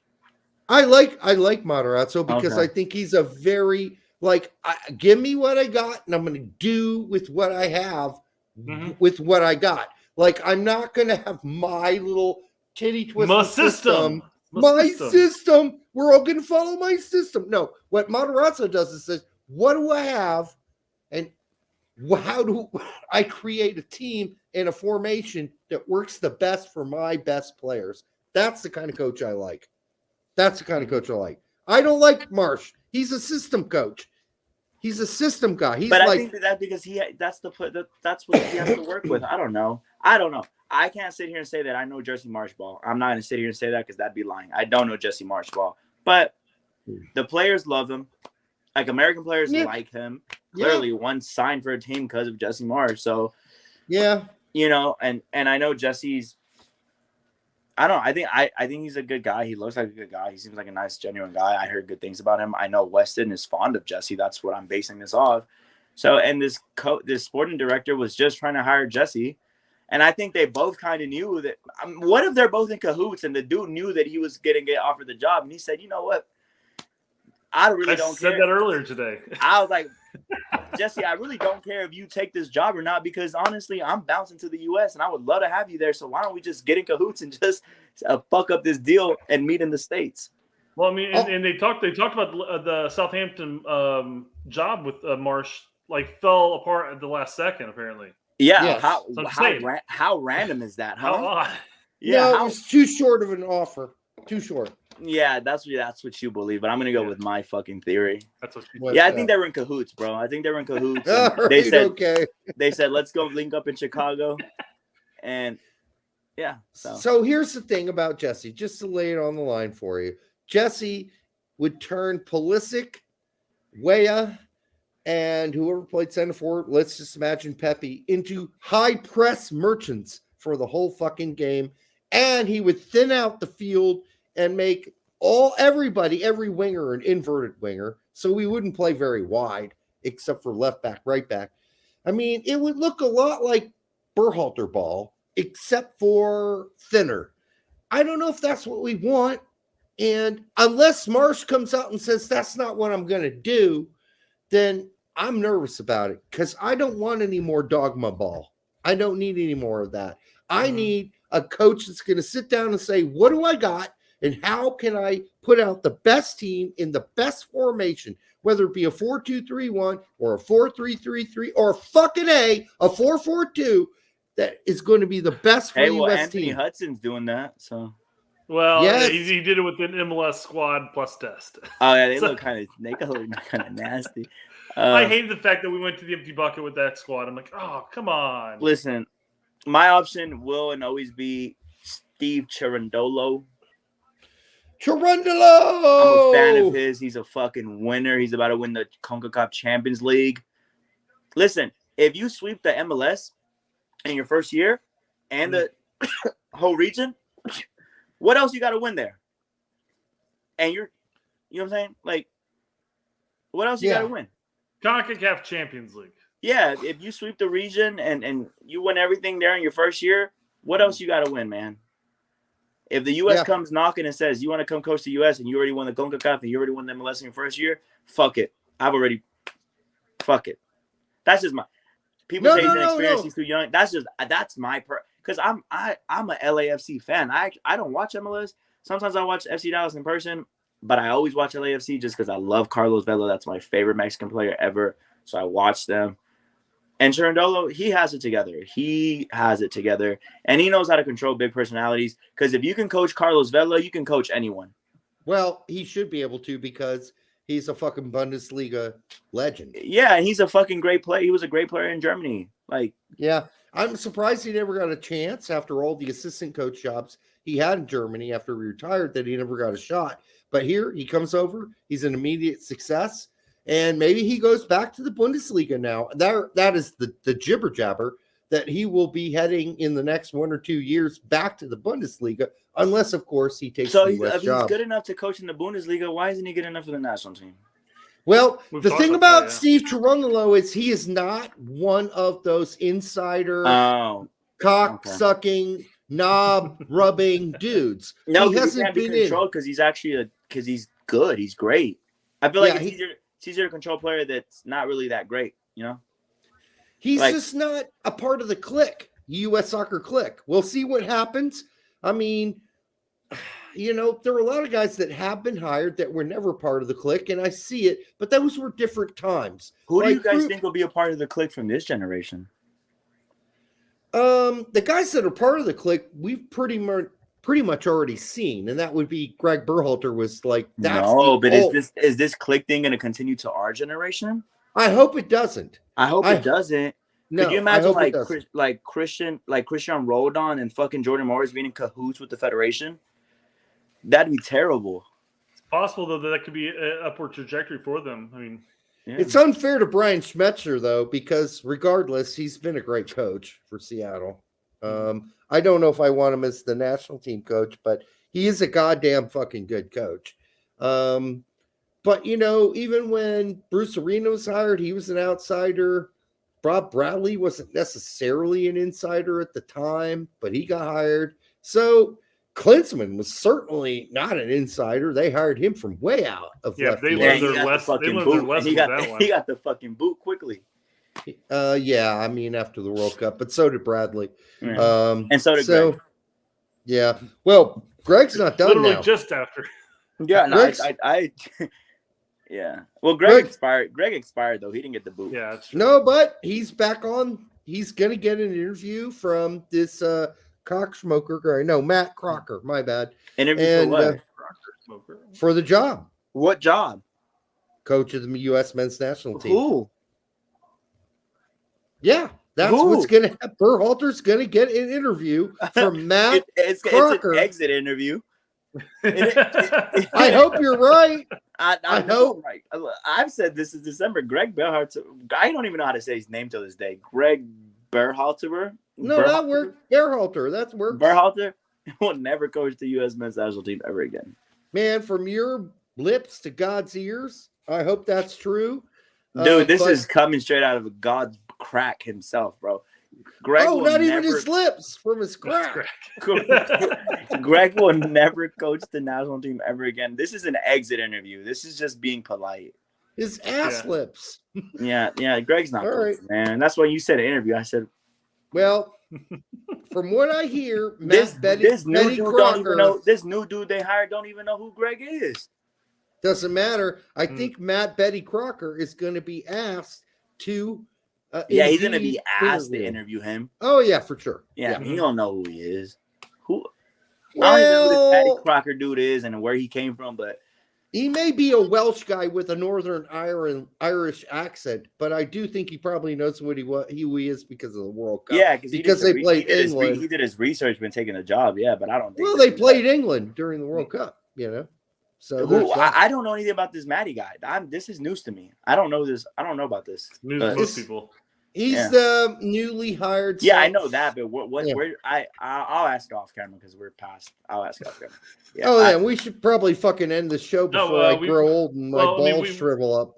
Once again, we've had a super chat sitting up for like 30 fucking minutes. All right. Al Weinstein. Let's hail back to when we talked about Stu Holden. $4.99 from Al Weinstein. Stu was one of the best players we ever had.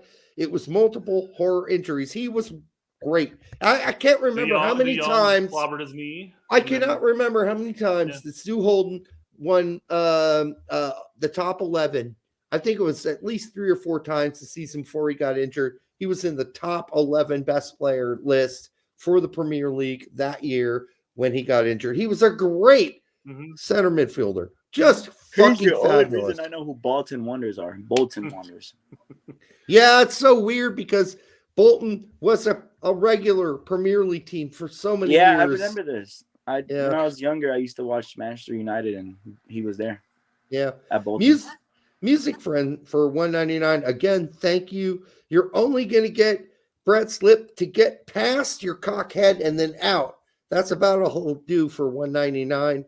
Aaron Long start against Eltree in the semifinal. Dude, I heard Aaron Long was fucking trash against Mexico. He was so bad.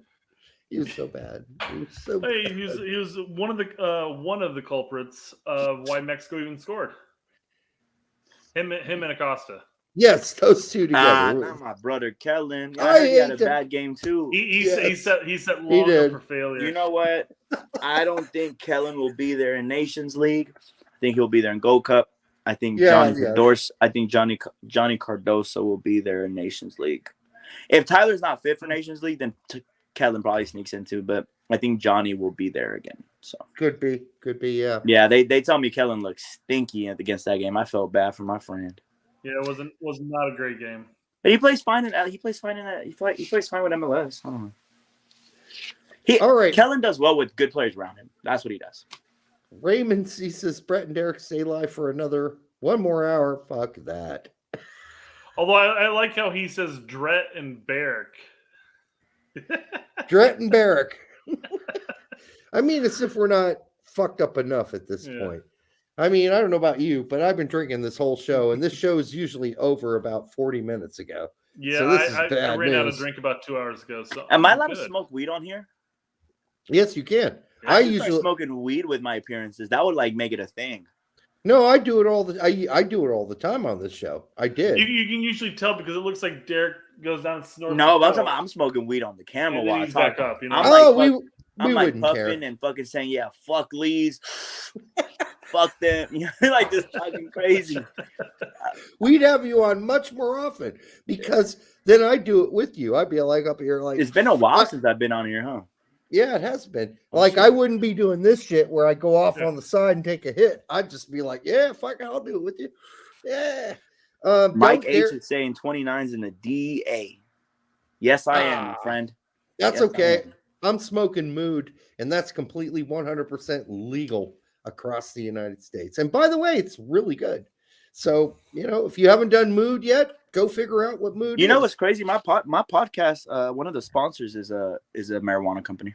So, yeah. Well, send them our way because we'll do them good.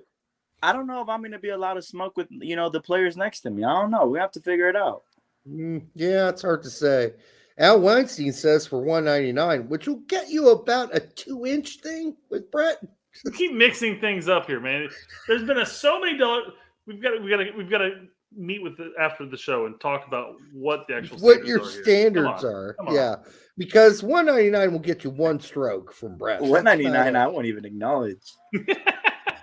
Well, we're cheap. Hey, you know what? It's hard times over here. Come on. Yeah, Brett will give you at least a stroke with that. This is a 420 friendly channel. It absolutely is. Yes, indeed it is. And it's also a channel that's friendly to sleep, which is why I'm calling it into this shit. Yeah, we are calling in. My Lakers are playing. My Lakers are playing.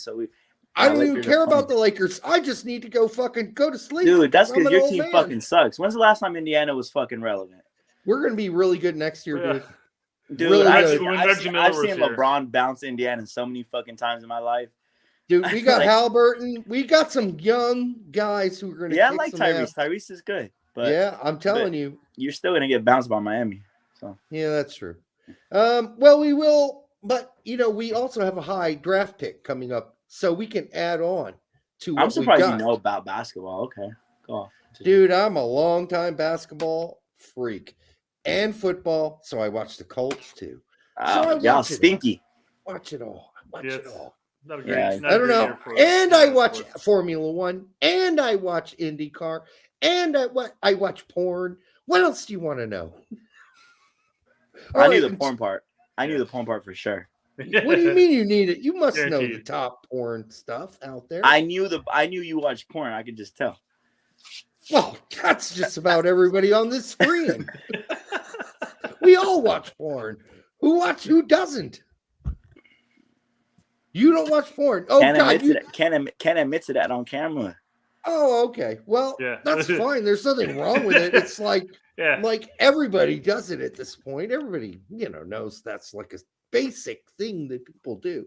And at my age, what do you expect me to go out and go hook up with some 20-year-old? No, that's not going to happen. Why not? Because I don't have the Y'all could role play like daddy-daughter dates. Oh, God.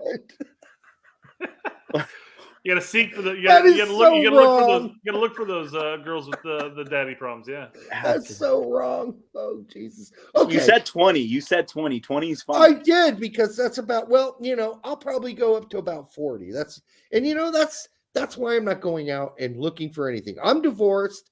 I don't need to do this anymore. I don't need the drama. I'm just happy stroking it to the oldies. Yeah, Jesse, All right. Derek's into the scat porn. Jesse Negron for $1.99. What type of porn? Well, for you, Jesse, it's a one-stroke reach around from Brett. That's all you're getting. Adding a reach around now. Come on, man. For 99 cents, for 99 cents, you said it was just the lips. I mean, just so the touch of it was a kiss of the penis head. All right, we're out of here, folks. Seriously, this is I want to thank 29 and Diego for showing up tonight. It was a pleasure. It was fun, and that's how it should be, folks. We're going to spend all this time. It should be fun. Fun. Excuse me. Fun. It should be fun. Too. Yeah. So, Diego, make sure you continue to tune in with us and stay with us because we're going to have you back, whenever you want to come on.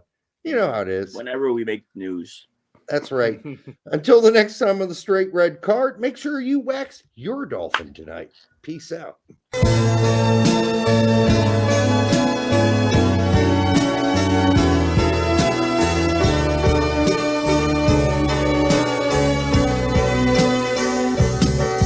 She's a trap, she's an unsung novel, turn a lap and get your whole world dazzled on the line, or a phone call with or without wine.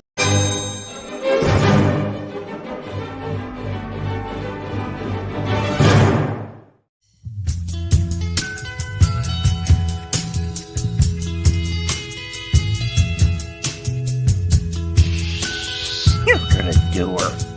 Yeah. Oh no!